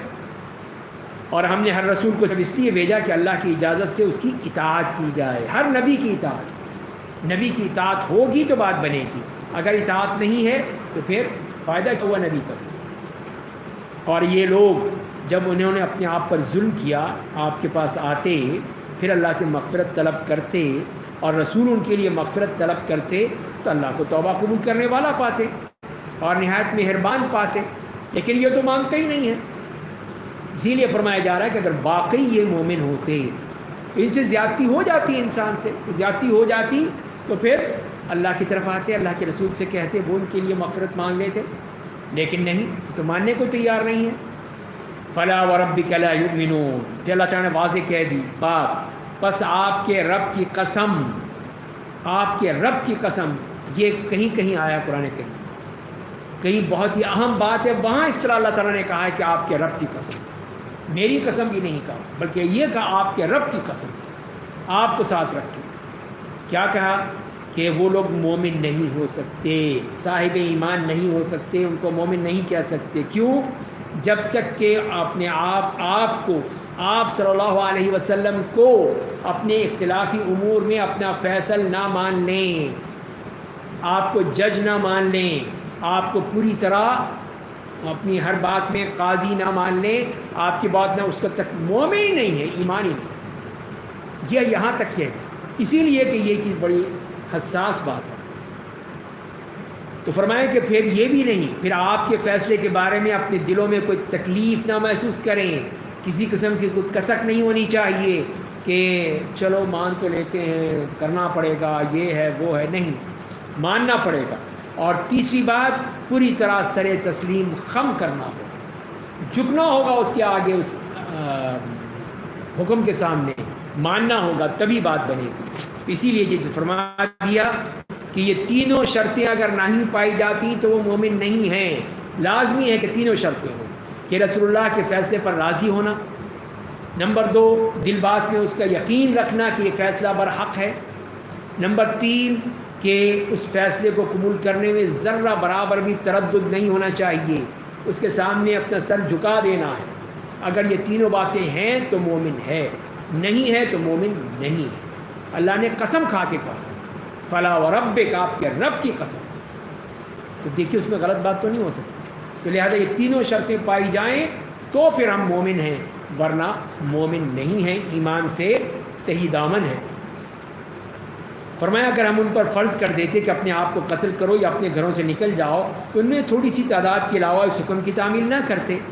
یہی ان لوگوں کا معاملہ جن منافقین کے بارے میں جو کہا جا رہا ہے کہ جو بھی ہم ان پر فرض کر دیتے کہ اپنے آپ کو قتل کرو، مارو اپنے آپ کو، قتل کر لو یا اپنے گھروں سے نکل جاؤ، دیکھو نہ مانتے. ان میں سے تھوڑی تعداد کے علاوہ اس حکم کی تعمیل نہ کرتے، نہ مانتے اللہ کی بات کو، اگر وہ لوگ وہی کرتے جس کی انہیں نصیحت کی جاتی ہے تو ان کے لیے زیادہ بہتر تھا، انہیں دین پر ثابت قدم رکھنے کے لیے زیادہ مؤثر ہوتا۔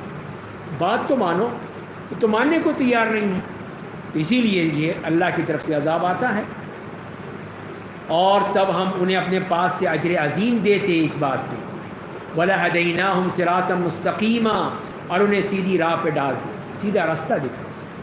مانو تو صحیح، تو مانتے ہی نہیں ہو تو راہ راست کیسے ملے گی؟ تو جب راہ راست اسی وقت ملتی ہے جب کہ صحیح معنی میں مانو گے، اللہ کی بات کو مانو گے، اطاعت کرو گے۔ وَمَن يُطِعِ اللَّهَ وَالرَّسُولَ فَأُولَٰئِكَ مَعَ الَّذِينَ أَنْعَمَ اللَّهُ عَلَيْهِمْ، جو لوگ اللہ اور رسول کی اطاعت کریں گے وہ جنت میں ان کے ساتھ ہوں گے۔ تو یہ دیکھیے کتنی بڑی خوشخبری ہے کہ جو اللہ اور اس کے رسول کی اطاعت کرنے والے کہاں ہوں گے، وہ ان لوگوں کے ساتھ ہیں جن پر اللہ نے انعام کیا ہے، انعمت علیہم، سورہ فاتحہ میں آپ نے پڑھا تھا، وہی ان کے بارے میں فرمایا جن پر اللہ نے انعام کیا، یعنی انبیاء کرام، صدیقین کرام، شہداء عظام، صالحین کے ساتھ۔ یہ چار کیٹیگری بتا دی، انبیاء کرام ہیں، صدیقین ہیں، شہداء ہیں، صالحین ہیں، ان کے ساتھ ان کا مقام ہوگا۔ کون؟ اطاعت کرنے والوں کا، اللہ اور اس کے رسول کی اطاعت کرنے والوں کا، اور یہی لوگ بڑے اچھے ساتھی ہیں، بہترین ساتھی ہیں، جو کہ اس لیے صحابہ کرام جو ہیں ان کو بڑی بعض دفعہ یہ احساس ہوتا تھا کہ پتہ نہیں آخرت میں ہم کہاں ہوں گے، اللہ کے رسول کہاں ہوں گے۔ اسی لیے ایک حدیث میں آتا ہے ایک انصاری صحابی بہت ہی مغموم بیٹھے ہوئے تھے، بہت ہی غمزدہ، تو رسول اللہ نے پوچھا بھائی کیا ہوا، کیا مسئلہ ہو گیا، کوئی حادثہ ہو گیا، کیا ہو گیا؟ کہنے کہ نہیں، مسئلہ یہ ہے کہ ایک بات میں سوچتا ہوں تو میرا دل دکھنے لگتا ہے، غم ہو جاتا ہے۔ کیا ہے بھائی؟ کہ آج تو ہم آپ کو دیکھتے ہیں، صبح شام دیکھ لیتے ہیں، جب بھی آپ کو دیکھنا ہوتا ہے مسجد میں آپ کا چہرہ پر نور دیکھ لیتے ہیں، خوشی ہو جاتی، دل خوش ہو جاتا ہے۔ محبت جو تھی ان کے لیے جان مال قربان تھا، ماں باپ فدا تھے، اسی لیے جب بھی آتے ہیں آپ کو دیکھ لیتے ہیں مسجد میں آ کے۔ لیکن میں جب یہ سوچتا ہوں کہ جب آپ آخرت میں جنت میں انبیاء کرام کے ساتھ ہوں گے تو میں کہاں ہوں،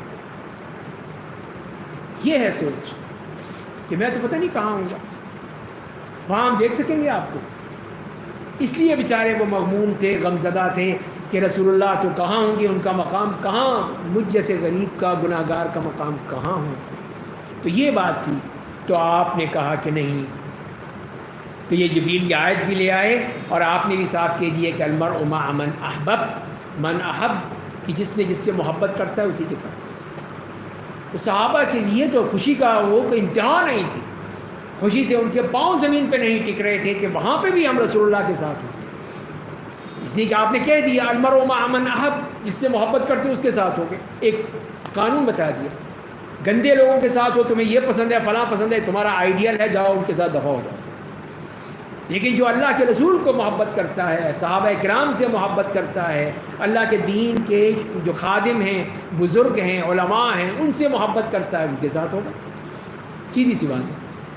تو ہم دیکھ لیجیے ہم کس سے محبت کرتے ہیں، کون ہمارا محبوب ہے، کس کے ساتھ کھڑے ہیں، دیکھ لیجیے، حشر پھر اسی کے ساتھ۔ یہ اللہ کا قانون ہے، اللہ کے رسول نے بتا دیا ہے۔ تو یہ صاف بات کر دی، وَحَسُنَ أُولَٰئِكَ رَفِيقًا، کہہ کے کہ یہ بہترین رفاقت ہے ان لوگوں کے ساتھ۔ ذَلِكَ الْفَضْلُ مِنَ اللَّهِ، یہ اللہ ان پر خاص فضل ہوگا، اللہ لوگوں کو خوب اچھی طرح جاننے والا ہے۔ فرمایا کہ یا ایھا الذین آمنوا خذوا حذرکم، اے ایمان والو اپنے بچاؤ کا انتظام کر لو۔ پھر فوجی دستوں کی صورت میں نکلو یا ایک ساتھ نکلو، دونوں طرح جائز ہے، کہ یعنی کہ جو ایک طرح سے پوری جنگ ہوتی ہے لشکر کی صورت میں، اس میں ہوتا ہے، یا اکیلے طور پر، جسے ہم آج کل جو ہے وہ ویسے جنگ کہتے ہیں کہ جو چھاپا مار جنگ ہے، چھاپا مارتا ہے کوئی شخص، یا فدائی حملے کہہ دیتے ہیں، اس طرح کی کوئی جنگ ہے۔ تو اسی لیے فرمایا کہ دونوں طرح جائز ہے، اور یہ فرمایا کہ تم میں سے بعض پیچھے رہ جاتے ہیں، پھر اگر تمہیں کوئی مصیبت لاحق ہوتی ہے تو کہتے ہیں کہ اللہ نے مجھ پر کرم کیا کہ میں ان کے ساتھ موجود نہیں تھا، ورنہ میں بھی مارا جاتا۔ یہ کون ہے؟ یہی منافقین ہیں، کہ ان کو یہی ڈر لگا رہتا ہے کہ اگر ہم ان کے ساتھ چلے جاتے تو ہم بھی مارے جاتے۔ یہ بڑے خوش ہوتے ہیں فرمایا اگر تمہیں اللہ کا کوئی فضل حاصل ہوتا تو گویا کہ تمہارے اس کے درمیان کبھی کوئی دوستی تھی ہی نہیں. کہتے ہیں کہ کاش میں بھی ان کے ساتھ ہوتا تو بڑی کامیابی حاصل کر لیتا. تو یہ ان کا دوغلا پن کہ جب کوئی مصیبت آتی ہے تو شکر کرتے ہیں ہم ان کے ساتھ نہیں تھے. جب ان کو کوئی نعمت مل جاتی ہے، مال غنیمت مل جاتی ہے یا اور کوئی چیز مل جاتی ہے تو پھر کہتے ہیں کہ کاش ہم بھی ساتھ ہوتے. یہ ہے بس وہ پیسے کے پجاری. ہوگا وہاں ہم ساتھ ہیں تمہارے، جہاں نہیں ہے وہاں نہیں ہم ساتھ. تو پھر یہاں پہ جہاد کی بات کی، قتال کے بارے میں فرمایا جہاد فی سبیل اللہ کا کہ بس اللہ کی راہ میں جہاد کریں وہ لوگ جو دنیا کی زندگی کو آخرت کے بدلے میں بیچ دیتے ہیں. آخرت کی زندگی چاہتے ہیں، دنیا کی زندگی نہیں. دنیا کی زندگی تو بیچ ڈالی، اللہ سے آخرت خرید لی. یہ ہیں وہ لوگ. اور جو اللہ کی راہ میں جہاد کرتا ہے پھر قتل کر دیا جاتا ہے یا غالب ہوتا ہے اسے ہم عنقریب اجر عظیم عطا فرمائیں. یا تو شہادت ہے یا غازی ہے. بس یہی ایک مومن کی شان ہے. اور تمہیں کیا ہو گیا ہے کہ اللہ کی راہ میں جہاد کیوں نہیں کرتے؟ ان کمزور مردوں اور عورتوں اور بچوں کو نجات دلانے کے لیے جو کہتے ہیں کہ اے ہمارے رب ہمیں اس بستی سے نکال دے جس کے رہنے والے ظالم ہیں، اور تو اپنے پاس سے ہمارا کوئی حمایتی بھیج دے، اور تو اپنے پاس سے ہمارا کوئی مددگار بھیج دے. وہ یہ کہتے ہیں بیچارے کمزور ہیں، نہیں جاتے. کتنے ہی لوگ تھے جو ہجرت نہیں کر سکے، مکے میں ہی تھے. اب بیچارے عورتیں بھی ہیں، بچے بھی ہیں، بوڑھے بھی ہیں، مرد بھی ہیں، سب تھے وہاں. تو اسی لیے فرمایا کہ تم جہاد کرو، نکالو ان کو اپنے بندوں کو وہاں سے. تو یہ ان کی طرف کہا گیا کہ وہ لوگ بیچارے اس میں ظلم میں پس رہے ہیں، مر رہے ہیں. تو ایمان والے اللہ کے راہ میں جہاد کرتے ہیں، کوشش کرتے ہیں، محنت کرتے ہیں، خرچ کرتے ہیں، جان دیتے ہیں. اور اہل کفر شیطان کی راہ میں قتال کرتے ہیں، وہ شیطانی راہ پہ چل جاتے ہیں. تو تم لوگ شیطان کے حمایتیوں سے قتال کرو. بے شک شیطان کی چال بہت کمزور ہے، بہت ہی کمزور ہے. شیطان کچھ نہیں کر سکتا. وہ تو اسی طرح کے بس وہ ہیلے بہانے کرتا ہے کہ یوں کر لو یوں کر لو، لیکن ہوتا کچھ بھی نہیں اس میں. کیا آپ نے ان لوگوں کو نہیں دیکھا جن سے کہا گیا اپنے ہاتھوں کو روکے رکھو، ابھی قتال مت کرو؟ یہ وہ تھی جب کہ وہ مکے میں تھے. مکے میں صحابہ کرام کئی دفعہ مشتعل ہو جاتے تھے کہ آپ اجازت دیں ہم ان کے دیکھ لیں گے. ہم بھی کوئی ایسے نہیں ہیں کوئی کچھ نہیں جانتے، ہمارے پاس بھی تلواریں ہیں، ہم بھی تلواریں چلا سکتے ہیں، ہم بھی نیزے مار سکتے ہیں، ہم سب کچھ کر سکتے ہیں، آپ اجازت دے دیں بس.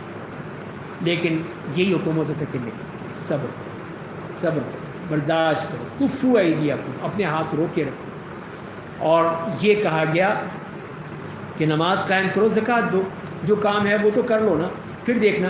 پھر جب ان پر جہاد فرض کیا تو ان کا ایک گروہ لوگوں سے اس طرح ڈرنے لگا جیسے اللہ سے ڈرنا چاہیے. پھر یہ لوگ آ گئے منافقین ان میں سے، جب ان سے کہا گیا چلو جہاد کے لیے، قتال کے لیے، تو ان کی تو پھر وہ ہوائی کھسک گئی. اس طرح ڈرتے ہیں جیسے اللہ سے ڈرنا چاہیے، یہ حالت ہو گئی ان کی. تو فرمائیں کہ اس سے بھی زیادہ، اور کہنے لگے اے ہمارے رب تو نے جہاد کیوں فرض کر دیا ہمارے اوپر؟ رہنے دیتا، ہم اسی طرح مزے کر رہے تھے. کیوں نہ ہمیں کچھ اور دنوں کی مہلت دے دی؟ آپ کہہ دیجئے دنیاوی فائدہ مختصر ہے، متاع الدنیا قلیل. دنیا کا جو سامان ہے یہ تو کچھ بھی نہیں ہے، یہ تو ختم ہو جائے گا. چاہے وہ کتنے ہی ملینئر ہوں، بلینئر ہوں، سب کچھ ختم ہو جائے گا، کوئی چیز باقی نہیں رہے گی. تو فرمائیں کہ والآخرۃ خیر لمن اتقی، آخرت تقوی کی راہ پر چلنے والوں کے لیے بہتر ہے. تم پر ایک دھاگے کے برابر بھی ظلم نہیں ہوگا، زیادتی نہیں ہوگی. تو اسی لیے پھر تم ایسی باتیں مت کرو، اور موت سے تم بھاگ رہے ہو. اینما تکونوا یدرککم الموت، تم جہاں بھی ہوگے موت تمہیں آ لے پا لے گی، کہیں نہیں بھاگ سکو گے تم. چاہے تم اپنے بستر پہ ہو، چاہے تم میدان جنگ میں ہو، موت تو آئے گی. وَلَوْ كُنْتُمْ فِي بُرُوجٍ مُشَيَّدَةٍ، چاہے تم مضبوط قلعوں میں ہوگے، اور اگر انہیں کوئی بھلائی پہنچتی ہے تو کہتے ہیں اللہ کے پاس سے ہے، اگر کوئی برائی پہنچتی ہے کہتے ہیں تمہاری وجہ سے، یہ سب کچھ تمہاری وجہ سے ہوا ہے، تم نے جو کر رہے ہو. آپ کہہ دیجئے کہ سب اللہ کے پاس سے. یہ ہونا چاہیے ایمان. پس انہیں کیا ہو گیا ہے کہ بات نہیں سمجھتے. یہ فرمایا کہ ما اصابک من حسنۃ فمن اللہ، آپ کو جو بھلائی بھی پہنچتی ہے وہ اللہ کی طرف سے ہوتی ہے، اور جو برائی بھی پہنچتی ہے تو وہ آپ کے کیے کا نتیجہ ہوتی ہے. یہ ہمارے اپنے کرتوت ہوتے ہیں، اس کا بدلہ ہوتا ہے. یہ ہم دوسروں کو کیوں کہتے ہیں کہ اس کی وجہ سے ہو گیا، فلاں کی وجہ سے ہو گیا؟ نہیں، اپنے کرتوت دیکھو، تمہارے اپنے کرتوت کیا ہے، اس کی وجہ سے ہوا ہے یہ سب کچھ. اور ہم نے آپ کو لوگوں کے لیے رسول بنا کر بھیجا ہے، اللہ شاہد کے طور پر کافی ہے.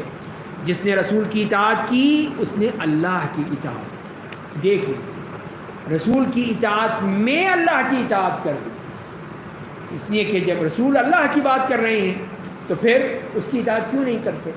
تو اسی لیے فرمایا جا رہا ہے کہ من یطع الرسول فقد اطاع اللہ، جس نے رسول کی اطاعت کی اس نے اللہ کی اطاعت کی ہے.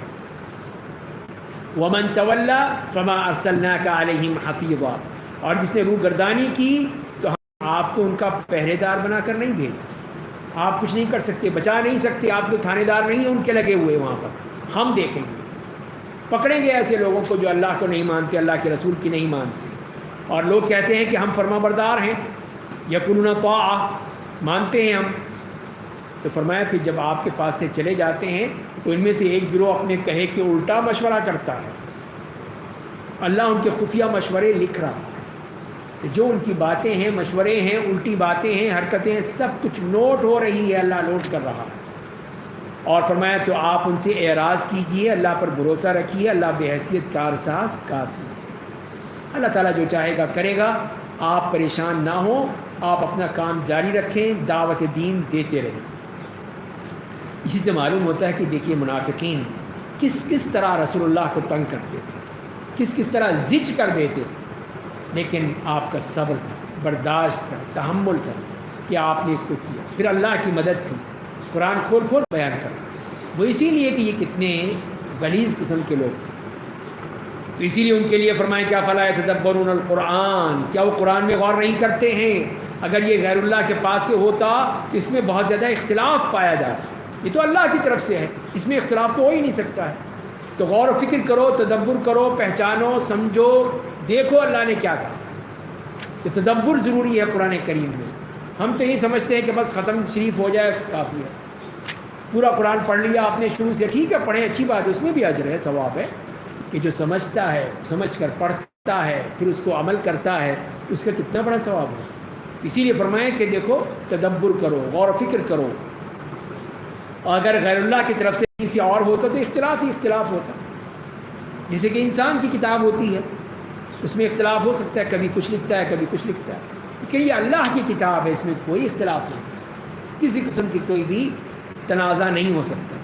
وَإِذَا جَاءَهُمْ أَمْرٌ مِّنَ الْأَمْنِ أَوِ الْخَوْفِ أَذَاعُوا بِهِ، اور جب انہیں کوئی امن و خوف کی کوئی خبر ملتی ہے اسے پھیلانا شروع کر دیتے ہیں، بریکنگ نیوز آنا شروع ہو جاتی ہیں کہ اب یہ خبر آ رہی ہے، اب وہ خبر آ رہی ہے. یہی ہے، یہی ان کا کام ہے، بس خبروں پہ خبریں دیے جاؤ. تو یہ افواہیں پھیلانا ہے، افواہیں پھیلانا ہے، جھوٹی باتیں، جھوٹی، کئی سچ ملا کے تھوڑا سا سچ ملا دیا، باقی سب کچھ جھوٹی جھوٹ. جیسے ہمارے یہ کرتے ہیں چینلز والے، ہر لمحے بریکنگ نیوز، بریکنگ ٹوٹی ہوئی آتی ہیں، جیسے سمجھتے ہیں بڑی بریک کر دی ہم نے. ہوتی کیا ہے؟ وہی خبر ہے، ایک دفعہ نہیں 10 دفعہ 20 دفعہ آپ کے دماغ خراب. تو یہی سب افواہیں پھیلاتے ہیں. تو فرمایا کہ حالانکہ اگر اسے رسول اور ذمہ داروں کے سپرد کرتے، یہ تھا معاملہ، جو اس کے ذمہ دار ہیں ان کو بات کرو، انہیں سمجھاؤ، انہیں بتاؤ کہ یہ دیکھو یہ معاملہ ہوا، اب کیا کریں. تو ان میں سے تحقیق کی صلاحیت رکھنے والے اس کی تہ تک پہنچ جاتے ہیں. اور اگر اللہ کا تم پر فضل اور اس کی رحمت نہ ہوتی تو چند لوگوں کے سوا تم سب شیطان کی اتباع کر رہے ہوتے.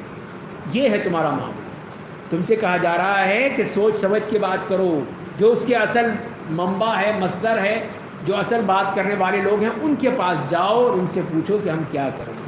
صرف افواہیں مت پھیلاؤ، اس کے لیے سختی سے منع کر دیا گیا. فقاتل فی سبیل اللہ لا تکلف الا نفسک، بس آپ اللہ کی راہ میں جہاد کیجئے، آپ کو صرف اپنی ذات کے لیے مکلف کیا جاتا ہے. جو آپ کا حکم ہے، آپ کا فرض ہے، ڈیوٹی ہے، وہ آپ کیجئے. اور مومنوں کو جہاد پر ابھاریے. قریب ہے اللہ کافروں کا زور توڑ دے گا. اللہ زیادہ زور والا اور زیادہ سخت عذاب دینے والا ہے. تو یہ اللہ تعالیٰ نے پہلے ہی سے خوشخبری دے دی تھی کہ ایک وقت آئے گا ان کا سارا زور ٹوٹ جائے گا، یہ ختم ہو جائیں گے اور آپ کا جو ڈنڈا بلند ہوگا. تو فرمائیں کہ پھر جو کچھ اچھی سفارش کرتا ہے تو اس کی نیکی کا ایک حصہ اسے بھی ملتا ہے، اور جو بری سفارش کرتا ہے اس کے گناہ کا حصہ اس کے نامہ اعمال میں بھی جاتا ہے. اللہ ہر چیز کی نگرانی کر رہا ہے۔ تو اس طرح بتا دیا کہ ایک ناجائز سفارش ہوتی ہے، ایک جائز سفارش ہوتی ہے، شفاعت حسنہ اور شفاعت سیئہ، یہ اللہ نے بتا دیا۔ تو شفاعت حسنہ یا جائز سفارش کیا ہے کہ جو کوئی مستحق ہے تو آپ اس کو اس کا حق دلا سکتے ہیں تو دلائیے، پھر آپ سفارش کر دیجئے۔ لیکن اگر وہ حقدار نہیں ہے، نااہل ہے، تو پھر آپ کے لیے جائز نہیں ہے کہ آپ اس کی سفارش کریں، تو یہ ناجائز ہوگی، آپ بھی گناہ میں شریک ہو جائیں گے، جیسے یہاں فرمایا جا رہا ہے۔ تو اس کے گناہ کا ایک حصہ اس کے نامہ اعمال میں بھی جاتا ہے، اللہ ہر چیز کی نگرانی کر رہا ہے۔ فرمایا کہ اذا حییتم بتحیۃ فحیوا باحسن منها او ردوها، اور جب تمہیں سلام کیا جائے تو اس سے اچھا جواب دو یا اسی کو لوٹا دو۔ السلام علیکم، وعلیکم السلام، زیادہ ہے ورحمۃ اللہ وبرکاتہ، آگے بڑھا دو اور زیادہ ثواب کماؤ۔ ان اللہ علی کل شیء حسیبہ، بے شک اللہ ہر چیز کا حساب لینے والا ہے۔ فرمایا کہ اللہ کے سوا کوئی معبود نہیں، وہ یقیناً تم سب کو قیامت کے دن جمع کرے گا جس میں کوئی شبہ نہیں، اللہ سے زیادہ کس کی بات سچی ہو سکتی ہے؟ تو یہ وہ سچی بات ہے کہ جو کہ بتا دی گئی ہے کہ تم سب نے قیامت کے دن جمع ہونا ہے، اس میں کوئی تردد، کسی قسم کا شک و شبہ نہیں ہونا چاہیے تمہیں، تم سب وہاں پہ جمع ہو جاؤ گے۔ اب منافقین کی بات آ گئی، تو فرمائیں کہ فما لکم فی المنافقین فئتین، پس تمہیں کیا ہو گیا ہے کہ منافقین کے بارے میں تم دو گروہوں میں بٹ گئے ہو؟ کچھ لوگ ان کے قریب آ رہے ہیں، کچھ ان کو اچھا سمجھ رہے ہیں، کچھ برا سمجھ رہے ہیں، یہ کیا ہو رہا ہے؟ حالانکہ اللہ نے تو ان کے کیے کی وجہ سے انہیں اوندھے منہ گمراہی میں دھکیل دیا ہے۔ کیا تم لوگ اس سے ہدایت دینا چاہتے ہو جسے اللہ نے گمراہ کر دیا؟ وہ تو گمراہ ہو چکے ہیں، کفر تک پہنچ چکے ہیں، ان کو کون ہدایت دے سکتا ہے؟ تو لہذا اللہ جس کو گمراہ کر دے اس کے لیے آپ راہ نہ پائیں گے، کوئی راہ نہیں ملے گی، کوئی راستہ نہیں ملے گا۔ وَدُّوا تَكْفُرُونَ كَمَا كَفَرُوا، وہ تو چاہتے ہیں کہ ان کی طرح سے تم لوگ بھی کافر ہو جاؤ، سب برابر ہو جائیں، تاکہ تم سب برابر ہو جاؤ، پس تم لوگ ان میں سے کسی کو اپنا دوست مت بناؤ۔ تمہارے دوست نہیں ہے، تمہارے دشمن ہیں یہ، یہاں تک کہ اللہ کی راہ میں ہجرت کر جائیں، اگر نہ کریں تو انہیں پکڑ لو، جہاں پاؤ انہیں قتل کر دو، اور ان میں سے کوئی کسی کا اپنا حامی مددگار مت بناؤ۔ کتنی سخت الفاظ ہیں۔ یہ منافقین ہیں، تمہارے دشمن ہیں، دلوں میں کفر بھرا ہوا ہے، یہ تمہارے دوست کیسے بن سکتے ہیں؟ تو اسی لیے ان سے دوستی مت کرو۔ اگر یہ تمہیں صحیح معنی میں دوستی بن سکتے ہیں اسی وقت کہ ہجرت کر جائیں اور پھر مان لیں تمہاری باتیں، تب تو تم مان سکتے ہو، ورنہ نہیں، یہ اس قابل نہیں ہے۔ فرمایا کہ ان لوگوں کے علاوہ جو ایسی قوم کے پاس پہنچ جائیں جن کے اور تمہارے درمیان معاہدہ ہو، یا تمہارے پاس اس حال میں آئیں کہ ان کے دل تم سے یا اپنی قوم سے جنگ کرنے کے تصور سے تنگ ہو، نہیں چاہتے وہ جنگ کرنا، اور اگر اللہ چاہتا تو انہیں تمہارے اوپر مسلط کر دیتا، پھر وہ تم سے قتال نہ کریں اور تمہیں پیغام صلح دے دیں، صلح چاہیں تو ٹھیک ہے، اللہ نے تمہیں ان کے خلاف جنگ چھیڑنے کی اجازت نہیں دی۔ تو یہ دیکھ لو کہ اگر واقعی ایسی حالت ہے کہ جس میں وہ تم سے صلح کرنا چاہتے ہیں، معاہدہ کرنا چاہتے ہیں، تو ٹھیک ہے، کر لو، لیکن سوچ سمجھ کے کرنا، بس یہ نہ ہو کہ تمہارے اوپر تمہارے سے کوئی فریب کریں، دھوکہ دے دیں۔ فرمایا کہ ستجدون آخرین یریدون ان یأمنوکم، تم کچھ لوگوں کو پاؤ گے جو چاہتے ہیں کہ تمہاری طرف سے بھی امن میں رہیں اور اپنی قوم کی طرف سے بھی امن میں رہیں، دونوں طرف سے ان کو کوئی خطرہ نہ ہو۔ جب بھی انہیں فتنے کی طرف لوٹایا جاتا ہے اس میں اوندھے منہ پڑ جاتے ہیں، انہیں کچھ نہیں ہوش ہوتا۔ بس اگر وہ لوگ تم سے دور نہ رہیں، تمہیں پیغام صلح نہ دیں، اپنے ہاتھ نہ روکیں رکھیں، تو انہیں پکڑ لو ان کو، ان کافروں کو، انہیں جہاں پاؤ قتل کر دو۔ ایسے ہی لوگوں کے خلاف ہم نے تمہارے لیے کھلی حجت قائم کر دی ہے۔ تو یہ انہی منافقین کی بات ہو رہی ہے کہ جو ہر طرح کے منافق ہیں، اس میں سے کچھ ہلکے ہیں، کچھ زیادہ گہرے ہیں، کچھ انتہائی متعصب ہیں، انتہائی متشدد ہیں، سب کا بتا دیا کہ ان کو چھوڑنا نہیں ہے، اس لیے کہ یہ بہت ہی خطرناک قسم کے لوگ ہیں جو تمہارے معاشرے میں موجود ہیں۔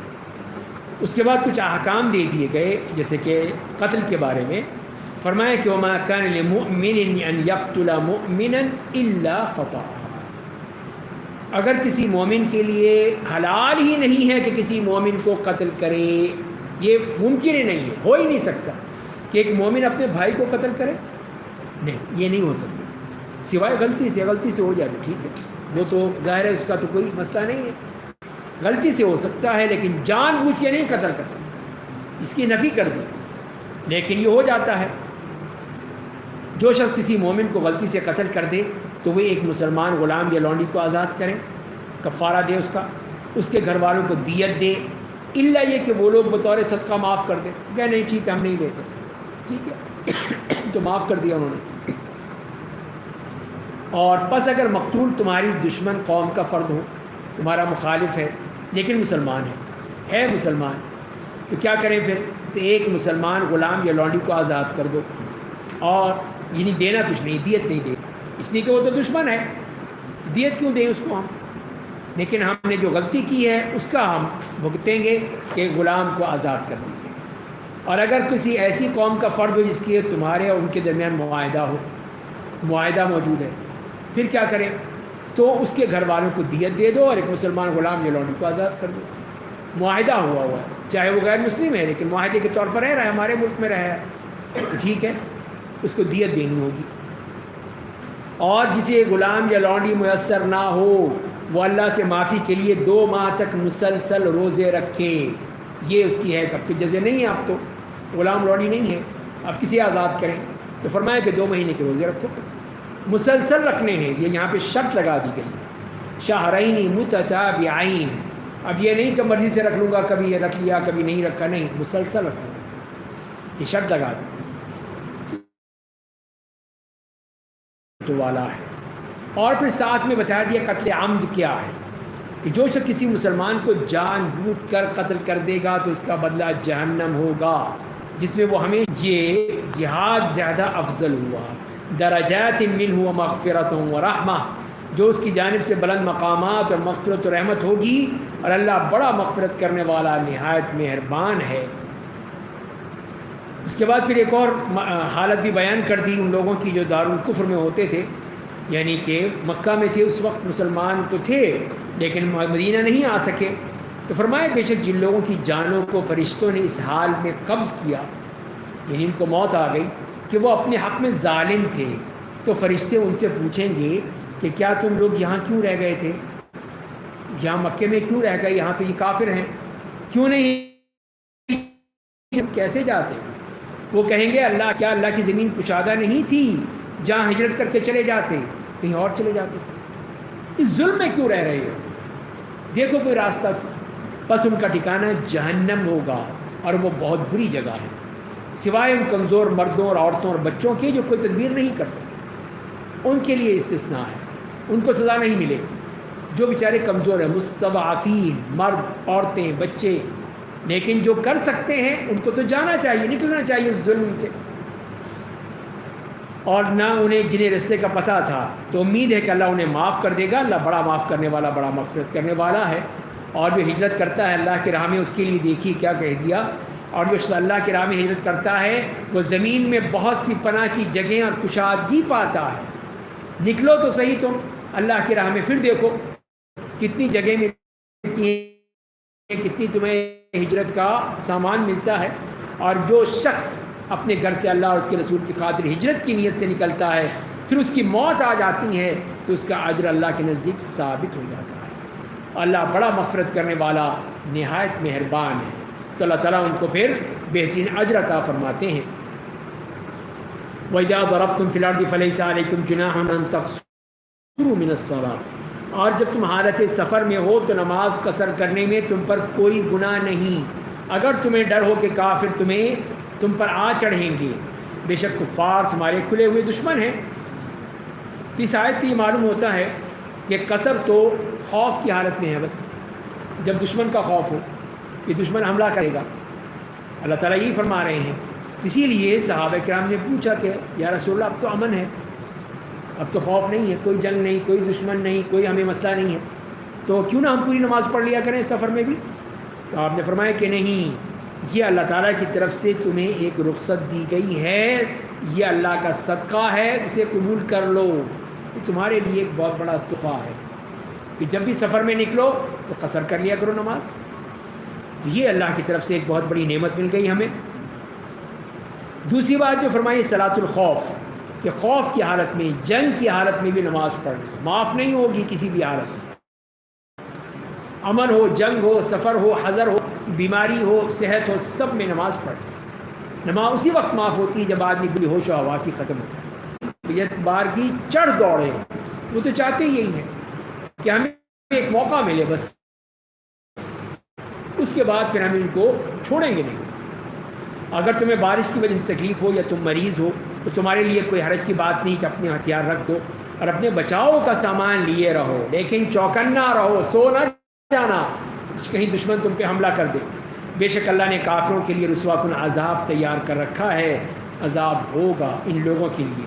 تو یہ دیکھیے کہ حالت خوف میں بھی بتا دیا کہ کیسے نماز پڑھنی ہے، لیکن ہم اب تو ضرورت نہیں ہے اس طرح کی، لیکن اگر کوئی ضرورت آ جائے تو یہ طریقہ موجود ہے جو اللہ نے بتا دیا ہے اور رسول اللہ نے کر کے دکھایا ہے۔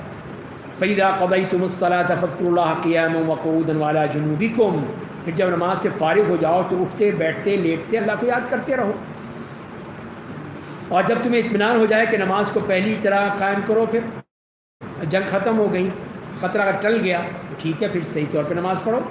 بے شک نماز مقررہ اوقات میں مومنوں پر فرض کر دی گئی ہے، یہ مقررہ اوقات ہیں، ان میں نماز فرض ہے، اب اس کے مطابق ہی تم نے کرنی ہے۔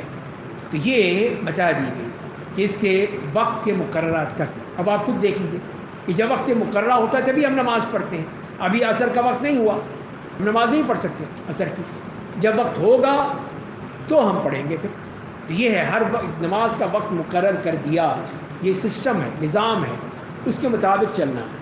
لیکن سفر میں اجازت ہے اکٹھی پڑھ لو، کتنی آسانی ہو گئی ہمارے لیے۔ تو یہ دیکھیے کہ رخصت ہی رخصت ہے، اور دشمن کو جا لینے میں کمزوری مت دکھاؤ۔ اگر تمہیں تکلیف پہنچتی ہے جیسے تمہیں تکلیف پہنچتی ہے تو جیسے تمہیں تکلیف پہنچتی ہے انہیں بھی تکلیف پہنچتی ہے، انہیں بھی تکلیف ہوتی ہے، دکھ ہوتا ہے، اور تم اللہ سے اس کی اجر کی امید رکھتے ہو جس کی انہیں امید نہیں ہے، لیکن تمہارا یہ فائدہ ہے کہ تمہیں اللہ سے اجر ملے، ان کو نہیں ملے گا، ان کو تکلیف تو ہوگی لیکن اجر نہیں ملے گا۔ اللہ بڑا علم والا، بڑی حکمتوں والا ہے۔ اِنَّا أَنزَلْنَا إِلَيْكَ الْكِتَابَ بِالْحَقِّ، یہاں پہ قرآن کریم کی نزول کی حکمتیں بیان کی جا رہی ہیں۔ فرمایا کہ بے شک ہم نے قرآن حق کے ساتھ کیا ہے تاکہ آپ لوگوں کے درمیان اللہ کی دی ہوئی بصیرت کے مطابق فیصلہ کریں۔ تو قرآن کس لیے آیا ہے؟ فیصلہ کرنے کے لیے۔ یہ اللہ نے آپ کو صلاحیت دی ہے، بصیرت دی ہے، تو کیجئے اس کے ساتھ، اور آپ خیانت کرنے والوں کی طرف سے دفاع کرنے والے مت بن جائیے، ان کے وکیل مت بنیے جو خائن ہیں، جو شریعت کو نہیں مانتے۔ اللہ سے مغفرت طلب کیجئے، بے شک اللہ بڑا مغفرت کرنے والا، نہایت رحم کرنے والا ہے۔ اور آپ ان لوگوں کے لیے مت جھگڑیے جو خود اپنے ساتھ خیانت کرتے ہیں، خود خائن ہیں، آپ ان کا دفاع کیوں کرتے ہیں؟ بے شک اللہ اسے پسند نہیں کرتا جو بڑا خائن اور گناہ گار ہے۔ وہ لوگوں سے چھپانا چاہتے ہیں، اللہ سے نہیں چھپاتے، اپنی باتیں چھپا رہے ہیں تاکہ لوگوں کو نہ پتہ چلے، لیکن اللہ تعالیٰ سے تو چھپا ہی نہیں سکتے، حالانکہ وہ تو ان کے ساتھ ہوتا ہے۔ جب وہ ایسی باتوں کی سرگوشی کرتے ہیں جسے وہ پسند نہیں کرتا، اللہ ان کے کیے کو خوب جانتا ہے، اچھی طرح جانتا ہے کہ یہ لوگ کیا ہیں۔ یہ وہ تم لوگ ہو جو دنیاوی زندگی میں ان کے لیے جھگڑ رہے ہو، ان کی وکالت کر رہے ہو، ان کا دفاع کرتے ہو تم، لیکن قیامت کے دن اللہ کے سامنے ان کے لیے کون جھگڑے گا، کون ان کا وکیل بنے گا، کون ان کا دفاع کرے گا؟ بتاؤ۔ یہاں تو تم نے کر لیا، یہاں کی عدالتوں کو دھوکے دے دیے، جھوٹ بول کے، جھوٹی گواہیوں کے ذریعے سے، وہاں کون کرے گا؟ وہاں تو نہیں چلے گی، وہاں تو یہ جھوٹی گواہیاں نہیں چلیں گی، وہاں دیکھنا تم کیا ہوگا۔ تو یہ بتا دیا دنیا میں جو تم کر رہے ہو اس کا بھی بہت برا خمیازہ بھگتنا پڑے گا۔ اور جو شخص کوئی گناہ کرے گا یا اپنے آپ پر ظلم کرے گا، پھر اللہ سے مغفرت طلب کرے گا، اللہ بڑا مغفرت کرنے والا ہے، معاف کر دے گا اور نہایت رحم کرنے والا پائے گا۔ اور جو شخص کسی گناہ کا ارتکاب کرتا ہے تو اس کا وبال اسی پر ہوتا ہے، اس کو اپنے گناہ کے، اپنی کرتوتوں کی سزا ملتی ہے۔ اللہ بڑا علم والا، بڑی حکمت والا ہے۔ اور جو شخص کسی غلطی یا گناہ کا ارتکاب کرے گا، بھلائی یا لوگوں کے درمیان اصلاح کا حکم دیتا ہے، مقصد کے لیے ہونی چاہیے۔ کوئی غلطی بھی ہے تو اگر مصلحتاً ہے تو ہو سکتا ہے اس میں کوئی گنجائش نکل آئے، اور جو اللہ کی خوشنودی حاصل کرنے کے لیے ایسا کرے گا تو ہم اسے اجر عظیم عطا فرمائیں. یہ دیکھیے اللہ کا وعدہ ہے. اور جو شخص راہ ہدایت پر واضح ہو جانے کے بعد رسول کی مخالفت کرے گا اور مومنوں کی راہ چھوڑ کر کسی دوسری راہ کی اتباع کرے گا تو جو وہ جدھر جانا چاہے گا ہم اسے اسی طرف پھیر دیں گے اور اسے جہنم میں ڈال دیں گے. وہ بہت برا ٹھکانہ ہے. تو یہ دیکھیے یہ آیت کتنی ہی زبردست آیت ہے جو فرما دیا گیا کہ من یشاقق الرسول، رسول کی مخالفت کرے گا. پتہ چل گیا کہ رسول کی مخالفت کر رہا ہے اور مومنوں کی راہ چھوڑ کر جو مومنوں کا راستہ ہے کسی اور راستے پر چلے گا، جسے قرآن نے کہہ دیا ہے کہ وَيَتَّبِعْ غَيْرَ سَبِيلِ الْمُؤْمِنِينَ، مومنوں کی راہ کو چھوڑ کر تو اس کا حشر کیا ہوگا؟ نُوَلِّهِ مَا تَوَلَّى، جو اس نے کام لیا ہے، جو جدھر جانا چاہتا ہے جائے، دفع ہو جائے وہاں، ہم اسے چھوڑ دیں گے، جاؤ تم. اور پھر کیا ہوگا؟ اسے جہنم میں ڈال دیں گے. بہت برا ٹھکانہ. اسی لیے سبیل المؤمنین، اسی کے لیے اسی کو کہا جائے اجماع امت، جہاں علماء متفق ہو گئے ہیں اسی بات پہ کہ یہ چیز ہونی چاہیے، یہ بات ٹھیک ہے، یوں ہونا چاہیے. دوسرا شخص آتا کہ نہیں میں نہیں مانتا، یہ سبیل المؤمنین کا اختلاف ہے، اس کے خلاف جا رہے ہیں آپ، یہ غلط ہوگا. اجماع امت ہو گیا تو پھر اس کے خلاف نہیں جا سکتے. ان اللہ لا یغفر ان یشرک بہ، دوبارہ پھر یہاں پہ یہ آیت آ گئی کہ بے شک اللہ اپنے ساتھ شرک کی جانوں کو معاف نہیں کرتا اور اس کے علاوہ گناہوں کو جس کے لیے چاہتا ہے معاف کر دیتا ہے. اور جو شخص اللہ کے ساتھ شریک کرتا ہے وہ گمراہی میں بہت دور تک چلا جاتا ہے. تو یہاں پہ ہم دیکھ رہے ہیں کہ یہ چھٹا پیراگراف ہے جہاں پہ بنی اسرائیل اور بنی اسماعیل سے جو مجادلہ ہے اس کی بات کی گئی ہے، ان کو دین کی دعوت دی گئی ہے. تو فرمائیں یہ مشرکین اللہ کے علاوہ صرف عورتوں کو پکارتے ہیں، یعنی اپنے بتوں کے نام بھی جو ہیں عورتوں پہ رکھے ہوئے ہیں. تو یہ لات ہے، عزا ہے، منات ہے، سب یہ مؤنث نام ہے جنہوں نے عورتوں کے نام پہ نام رکھے ہوئے ہیں، سب یہ ان کو پکارتے ہیں. وَإِن يَدْعُونَ إِلَّا شَيْطَانًا مَرِيدًا، اور وہ سرکش شیطان کو پکارتے ہیں، اس کو بلاتے ہیں جس پر اللہ نے لعنت بھیج دی ہے. اور شیطان نے کہا میں یقیناً تیرے بندوں سے اپنا مقرر شدہ حصہ لوں گا، چھوڑوں گا نہیں، ضرور لوں گا. ان میں سے جو سب یہ اس وقت نمازیں پڑھ رہے ہیں، روزے رکھ رہے ہیں، میں چھوڑوں گا نہیں ان کو، کسی نہ کسی طرح اپنا حصہ ضرور حاصل کروں گا. اور پھر اس نے اپنا پلان بتا دیا. یہ دیکھ لیجیے کہ اس کی جو کارروائی ہے، اس کا جو پلان ہے وہ بتا دیا کہ یہ میں کروں گا. تو وہ کیا ہے؟ وَلَأُضِلَّنَّهُمْ وَلَأُمَنِّيَنَّهُمْ وَلَآمُرَنَّهُمْ فَلَيُبَتِّكُنَّ آذَانَ الْأَنْعَامِ، اور میں یقیناً انہیں گمراہ کروں گا. یقیناً کتنی وہ شدت سے کہہ رہا ہے. اور یقیناً انہیں تمناؤں کے ذریعے سے بہکاؤں گا. تمنا ہے کہ یہ کر لو، وہ کر لو، یوں کر لو گے تو یہ ہو جائے گا، وہ کر لو تو یہ ہو جائے گا. مختلف ان کو لگائے رکھا ہے، لوگ اس میں لگے ہوئے ہیں تمناؤں میں. تو فرمائے کہ وہ پھر اسی طرح بہکے گا، اسی طرح جائے گا. تو فرمائے کہ میں کیا کروں گا؟ انہیں حکم دوں گا پس وہ جانوروں کے کان چیریں گے. یہ وہ چیزیں ہیں، مطلب یہی ہے کہ جو اللہ کی فطرت ہے اس کے خلاف کرنا. کہیں ان کے کان چیر رہا ہے، کہیں ان کو اور آنکھیں پھوڑ رہا ہے، کہیں کان کاٹ رہا ہے، کہیں کچھ کر رہا ہے. اسی لیے وہ چیزیں جو ہیں جو کہ غیر فطری ہیں، کہیں پہ جسم کو گودنا ہے، اضافی بال لگانے ہیں، دانتوں کے درمیان فاصلہ پیدا کرنا ہے، اپنے آپ کو خوبصورتی کے لیے طرح طرح کی اس میں سرجری کروانی ہے. یہ سب چیزیں کیا ہیں؟ یہ سب شیطانی عمل ہے. شیطان اسی طرح کرواتا ہے. جو اللہ کی فطرت ہے، اللہ کی بنائی ہوئی چیز ہے، ٹھیک ہے، اس کو آپ نے صاف ستھرا کر لیا. خواتین ہیں اپنی وہ زیبائش کر سکتی ہیں، لیکن یہ نہیں ہے کہ اس کو توڑ مروڑ کے ایک نئی صورت بنا لیں. جیسے وہ ایک تھا نا، ایک پاگل، اس نے بہت کوشش کی تھی کہ وہ عورت بن جائے، لاکھوں کروڑوں ڈالر خرچ کیے اس نے اب صرف اپنی آپ کو عورت بنانے کے لیے، عورتوں کی طرح. ہر وقت اس کے ڈاکٹر اس کے ساتھ رہتے تھے کہیں اس کی کوئی چیز جو ہے کوئی کل بگڑ نہ جائے. تو کیا ہوا پھر؟ اتنی بیماریاں آئیں کہ اسی میں مر گیا. یہ چیز نہیں ہو سکتی. شیطانی کا کہ اللہ کی بنائی ہوئی فطرت کو، قدرت کو آدمی چھوڑ دے، اس کو بگاڑنے کی کوشش کرے کہ نہیں، یوں ہونا چاہیے. یہ ناک یہاں نہیں ہونی چاہیے، پیچھے ہونی چاہیے، تو لگا لو پھر اگر تمہیں اچھی لگتی ہے تو۔ یہ ہے کہ اللہ کی بنائی ہوئی فطرت وہ بہترین فطرت ہے، احسن تقویم ہے، اس کو نہیں بدلا جا سکتا۔ تو یہ ہے شیطان کا وہ دعویٰ کہ میں انہیں حکم دوں گا بس وہ اللہ کی تخلیق کو بدلیں گے، اپنی مرضی چاہیں گے۔ جو شخص اللہ کے سوا شیطان کو اپنا دوست بنائے گا اس کا انجام سری گھاٹا ہوگا، بہت برا ٹھکانہ ہوگا، اس کا بہت برا حشر ہوگا۔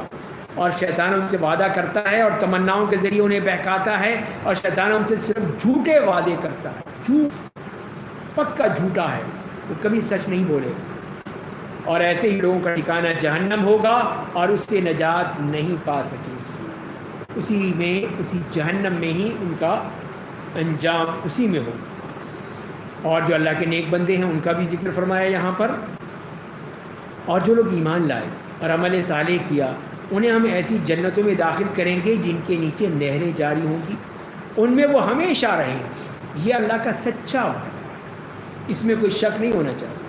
اور اللہ سے زیادہ باتوں میں سچا کون ہو سکتا ہے؟ ظاہر ہے کہ اللہ تعالیٰ کے یہاں تو کسی قسم کی ایسی کوئی بات ہی نہیں، وہی سچا ہے۔ تو اے مسلمانوں، افضل ہونے کا تعلق نہ تمہاری تمناؤں سے ہے نہ اہل کتاب کی تمناؤں سے۔ جو کوئی برا کام کرے گا اس کا بدلہ اسے دیا جائے گا، اور وہ اللہ کے علاوہ اپنے لیے نہ کوئی دوست پائے گا نہ کوئی مددگار۔ تو یہاں بتا دیا کہ یہ کوئی نہ کوئی فخر نہ کرے کہ ہم زیادہ افضل ہیں، ہم زیادہ اچھے ہیں۔ اہل کتاب جو ہیں وہ اپنی جو ہے وہ فخر کر رہے ہیں، میاں مٹھو بن رہے ہیں۔ فرمایا کہ نہیں، ایسا کوئی نہیں۔ تو یہ ہے کہ یہ چیز کہ نہ تمہاری تمناؤں سے تم اچھے بن سکتے ہو کہ ہم یہ ہیں ہم وہ ہیں، نہ مسلمان اپنی تمناؤں سے اچھے ہو سکتے ہیں۔ وہ وہی ہوں گے جو اللہ کے حکم کے مطابق عمل کریں، بس وہ ہے۔ تو لہذا یہ مت کرو۔ اور پھر اللہ نے اپنا قانون بیان کر دیا کہ جو شخص بھی عمل صالح کرے گا، جو بھی کوئی بھی ہو، بڑا ہو چھوٹا ہو، مرد ہو عورت ہو، اللہ کا کے مطابق عمل کرنا ہے، اس کے حکم کے مطابق، خواہ مرد ہو یا عورت ہو۔ شرط کیا ہے کہ وہ مومن ہو، پکا مومن ہو، صاحب ایمان ہو۔ تو ایسے لوگ جنت میں داخل ہوں گے، ان پر کھجور کی گٹھلی کے شگاف کے برابر بھی ظلم نہیں ہوگا۔ ظلم تو ہو ہی نہیں سکتا۔ دیکھیے اللہ تعالیٰ کی طرف سے کتنی بڑی آپ کو خوشخبری دے دی کہ آپ کا عمل اللہ تعالیٰ دیکھ رہا ہے، لیکن ایمان کی حالت میں، ایمان کی حالت کا عمل ہے تو قبول ہوگا، اگر ایمان نہیں ہے تو پھر کوئی قبول نہیں ہوگا، پھر اس کی کوئی بھی گنجائش نہیں ہے۔ وَمَنْ أَحْسَنُ دِينًا مِّمَّنْ أَسْلَمَ وَجْهَهُ لِلَّهِ، اور اس آدمی سے زیادہ دیندار کون ہوگا جو اپنی پیشانی اللہ کے سامنے جھکا، جھک جائے، اللہ کو مان لے، اللہ کی مان لے، تو وہی مومن ہے، اور اس کا عمل بھی اچھا ہو، ہر مسلم اور موحد ابراہیم کی ملت کا متبع ہو۔ اللہ نے ابراہیم کو اپنا گہرا دوست بنا لیا تھا، اور آسمانوں اور زمین کی ہر شے اللہ کی ملکیت ہے، اللہ ہر چیز کو احاطہ کیے ہوئے ہے، تو سب کچھ تو اس کا ہے، تمہاری مرضی تو نہیں چلے گی۔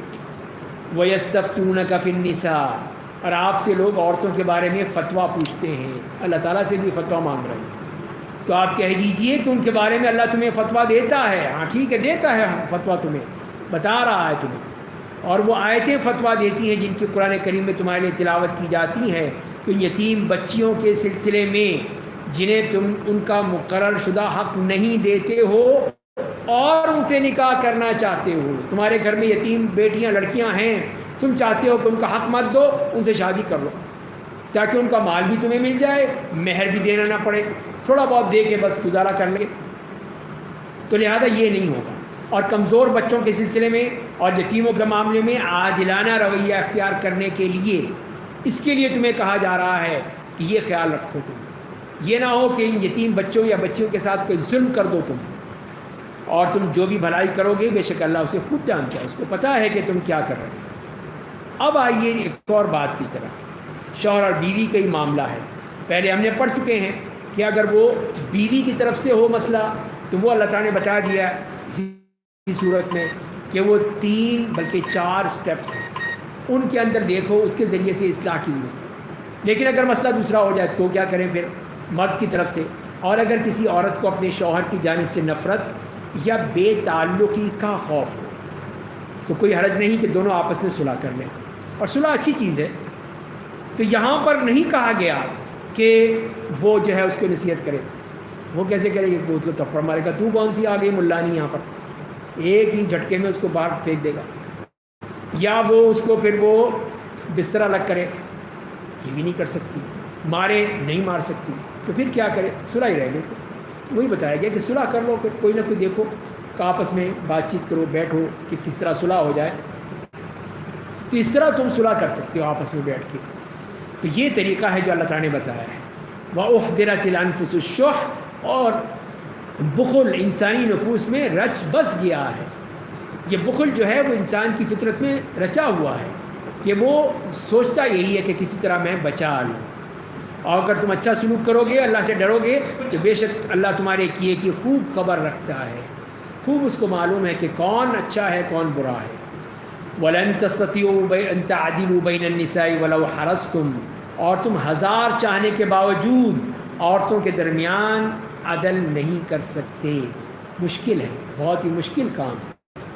بس تم اگر کسی کی طرف سے بالکل مائل نہ ہو جاؤ کہ دوسرے کو لٹکائی ہوئی کی طرح نہ بنا دو کہ سارے ایک ہی کی طرف جا رہے ہیں، ایک ہی بیوی کے پاس سارا وقت اسی کے پاس، وہ بیچاری معلق ہو کے رہ گئی. نہ وہ شوہر والی ہے، نہ وہ گھر والی ہے، نہ میاں والی ہے، کچھ بھی نہیں ہے، میاں والی بھی نہیں ہے. یہ ہے اس کا مسئلہ بیچاری کا. تو اسی لیے اللہ تعالیٰ فرما رہے ہیں کہ یہ مت کرو، عدل کرو. اگر کر سکتے ہو، جیسے ہم پہلے پڑھ چکے ہیں سورہ نساء کے شروع میں، کہ اگر تم نے کرنی ہے تو کرو شادی، 2 3 4 کر لو، لیکن عدل کرنا. اگر نہیں کرو گے تو بہت برا حشر ہوگا تمہارا. تو یہی فرمایا گیا یہاں پر بھی، اگر تم اصلاح کر لو، اللہ سے ڈرتے رہو، تو بے شک اللہ بڑا مغفرت کرنے والا، بڑا رحم کرنے والا ہے. اور اگر مسئلہ نہ ہو تو پھر کیا کریں؟ دونوں جدا ہو جائیں گے تو اللہ ان میں سے ہر ایک کو اپنی طرف سے کشادگی کر دے گا، ایک دوسرے سے بے نیاز کر دے گا. اور اللہ بڑی کشادگی والا، بڑی حکمتوں والا ہے. اگر نہیں رہ سکتے تو ٹھیک ہے، مت ضرور زبردستی ہے کہ رہو. پھر نہیں، اللہ نے پابند نہیں کیا تمہیں، ٹھیک ہے علیحدہ ہو جاؤ. اللہ تعالیٰ تمہیں بھی شوہر دے دے گا، اس کو کوئی بیوی دے دے گا مرد کو. تو یہ اللہ کی طرف سے ہے، وہ کشادگی والا ہے، اس کے لیے کوئی مسئلہ نہیں ہے. وہ اپنے بندوں کی ہر طرح دیکھتا ہے، خیال رکھتا ہے ان کا. تو فرمایا کہ آسمان اور زمین میں جو کچھ اللہ کی ملکیت ہے، اور ہم نے ان لوگوں کو جنہیں تم سے پہلے کتاب دی گئی تھی اور تمہیں بھی وصیت کی تھی کہ اللہ سے ڈرو، اللہ کا خوف ہو تمہارے دل میں. اور اگر کفر کرو گے تو جان لو کہ بے شک آسمان اور زمین میں جو کچھ ہے اللہ کی ملکیت ہے، تم کچھ نہیں کر سکتے، اس کو بگاڑ نہیں سکتے تم اس کا. اللہ بے نیاز ہے، ساری تعریفوں کا مستحق ہے. اور آسمان اور زمین میں جو کچھ ہے اللہ کی ملکیت ہے، سب کچھ وہی ہے، بار بار کہا جا رہا ہے. اور اللہ بحیثیت کارساز کافی ہے. تو اے لوگو، اللہ چاہے گا تو تمہیں ختم کر دے گا، دوسروں کو لے آئے گا. اللہ اس پر پوری طرح قادر ہے. تم کیا سمجھتے ہو؟ کیا تمہارے بغیر گزارا نہیں ہو سکتا اللہ کا؟ وہ تو چاہے گا تو تمہیں بالکل ملیا میٹ کر دے گا، ختم کر دے گا، دوسری قوم میں. یہ اللہ کے لیے کوئی مشکل نہیں. یہ فرما دیا وَكَانَ اللَّهُ عَلَى ذَلِكَ قَدِيرًا، اللہ تعالیٰ اس پر پوری طرح طاقت رکھتا ہے. دھمکی ہے، دھمکی کہ تم اگر نہیں مانو گے اس کی تو وہ پھر تمہیں ختم کر سکتا ہے، تمہیں نیست و نابود کر سکتا ہے. من كان يريد ثواب الدنيا فعند الله ثواب الدنيا والآخرة، جو شخص دنیا میں اچھا بدلہ چاہتا ہے تو اللہ کے پاس دنیا اور آخرت دونوں کے اچھے بدلے ہیں. یعنی جو نیکی چاہتا ہے، نیک کام کرتا ہے، تو پھر اس کے لیے دیکھیے دنیا میں بھی بدلہ ہے بہترین، آخرت میں بھی بہترین بدلہ ہے، اس لیے کہ اس کی نیت اچھی ہے، اس کا عمل اچھا ہے. اسی لیے وَكَانَ اللَّهُ سَمِيعًا بَصِيرًا، اللہ بڑا سننے والا، وہ خود دیکھنے والا ہے. یا ایھا الذین آمنوا کونوا قوامین بالقسط شہداء للہ، اے ایمان والو انصاف پر سختی کے ساتھ قائم رہنے والے، اللہ کے لیے گواہی دینے والے بنو. تو یہ ہے پہلی بات، انصاف. انصاف کے ساتھ گواہی دو، اللہ کے لیے گواہی دو، جھوٹی گواہی نہیں، اپنے مطلب کی گواہی نہیں، اللہ کے لیے کہ اللہ تعالیٰ کو تم حاضر ناظر جان کے کر رہے ہو. اسی لیے فرمایا ہے چاہے اس کی ضرب اپنی ذات پر پڑے، تمہیں نقصان اٹھانا پڑے، چاہے اس پر ہو، یا والدین رشتہ داروں پر کیوں نہ پڑتی ہو، ان پر ضرب پڑے اس کے اوپر، اب بھی تمہیں یہ گواہی دینے کا حقدار ہے کہ اس کے لیے گواہی دے دو. حق کی گواہی دو، جھوٹ کی نہیں، باطل کی نہیں. اپنے مطلب کی نہیں، اپنی خواہشات نفس کی نہیں، اپنی سیاست کی نہیں. یہ اگر تم کر لو گے تو کامیاب ہو جاؤ، اگر ان میں پڑے رہے تو بہت برا حشر ہوگا. تو وہی چیز فرمائی جا رہی ہے کہ بس خواہش نفس کی اتباع کرتے ہوئے انصاف مت چھوڑ دو، اور اگر کجانی کرو گے، الٹی سیدھی باتیں کرو گے، برگلاؤ گے، بہکاؤ گے، یا گواہی دینے سے پہلو تہی کرو گے، تو بے شک اللہ تمہارے کیے کی اچھی طرح خبر رکھتا ہے. اس کو پتہ ہے، وہ جانتا ہے کہ تم کیا کہ ایک تو یہ کہ کج بیانی کرو کہ وہی جو ہے الٹی سیدھی ہانک رہے ہیں تو کسی طرح عدالت پہ اثر انداز ہو جائے، یا یہ ہے کہ روگردانی تو عارض کہ میں دیتے ہی نہیں گواہی. نہیں، دونوں ہی جرم ہے تمہارے. یا ایھا الذین آمنوا آمنوا باللہ ورسولہ، تو یہاں پر جو ہے 135 سے 152 تک تو یہ منافقت سے بچتے ہوئے اسلام کا نظام عدل قائم کیا جائے، جو سچا اور بہترین عدل کا انصاف ہے اور یہ نظام ہے. اے ایمان والو، تم لوگ اللہ اس کے رسول پر اور اس کتاب پر جو اس نے اپنے رسول پر اتاری ہے اور ان کتابوں پر جو اس نے پہلے اتاری تھیں، اپنے ایمان میں قوت و ثبات پیدا کرو، پوری طرح ان کو مان لو، ان کو قبول کر لو، ان پر ایمان لے آؤ. اور جو اللہ اور اس کے فرشتوں اور اس کی کتابوں، اس کے رسولوں اور یوم آخرت کا انکار کر دے گا، وہ گمراہی میں بہت دور چلا جائے گا. اس کا معاملہ یہ ہوگا کہ اس نے جو انکار کر دیا تو گمراہی ہی گمراہی ہے، پھر وہ اس کے لیے ہدایت تو ہے ہی نہیں. ان الذین آمنوا ثم کفروا ثم آمنوا ثم کفروا ثم ازدادوا کفرا، بے شک جو لوگ ایمان لے آئے پھر کافر ہو گئے، پھر ایمان لائے پھر کافر ہو گئے، پھر کفر میں بڑھتے ہی چلے گئے، اسی میں ہی پھر وہ بہہ گئے، بے شک اللہ انہیں ہرگز معاف نہیں کرے گا. یہ کھیل بنا رکھا ہے تم نے، تماشا ہے کہ ایک طرف ایمان پھر کفر، پھر ایمان پھر کفر، یہ تو تماشا ہو گیا. اور نہ انہیں معاف کرے گا، نہ انہیں راہ راست پر لائے گا، ہدایت بھی نہیں دے گا، ہدایت بند ہو گئی ان کے لیے. آپ منافقین کو خوشخبری دے دیجئے کہ بے شک ان کے لیے دردناک عذاب ہے، بہت برا عذاب ہوگا، بہت برا حشر ہوگا تمہارا. ان منافقین کا جو کہ اب نام ہے اسلام، اسلام کرتے ہیں اور دل میں کفر بھرا ہوا ہے، ان کا کیا حشر ہوگا جو فرما دیا گیا ہے. جو لوگ مومنوں کے بجائے کافروں کو اپنا دوست بناتے ہیں، کیا وہ ان کے پاس عزت کی تلاش میں جاتے ہیں؟ کس لیے جا رہے ہیں؟ عزت ملے گی؟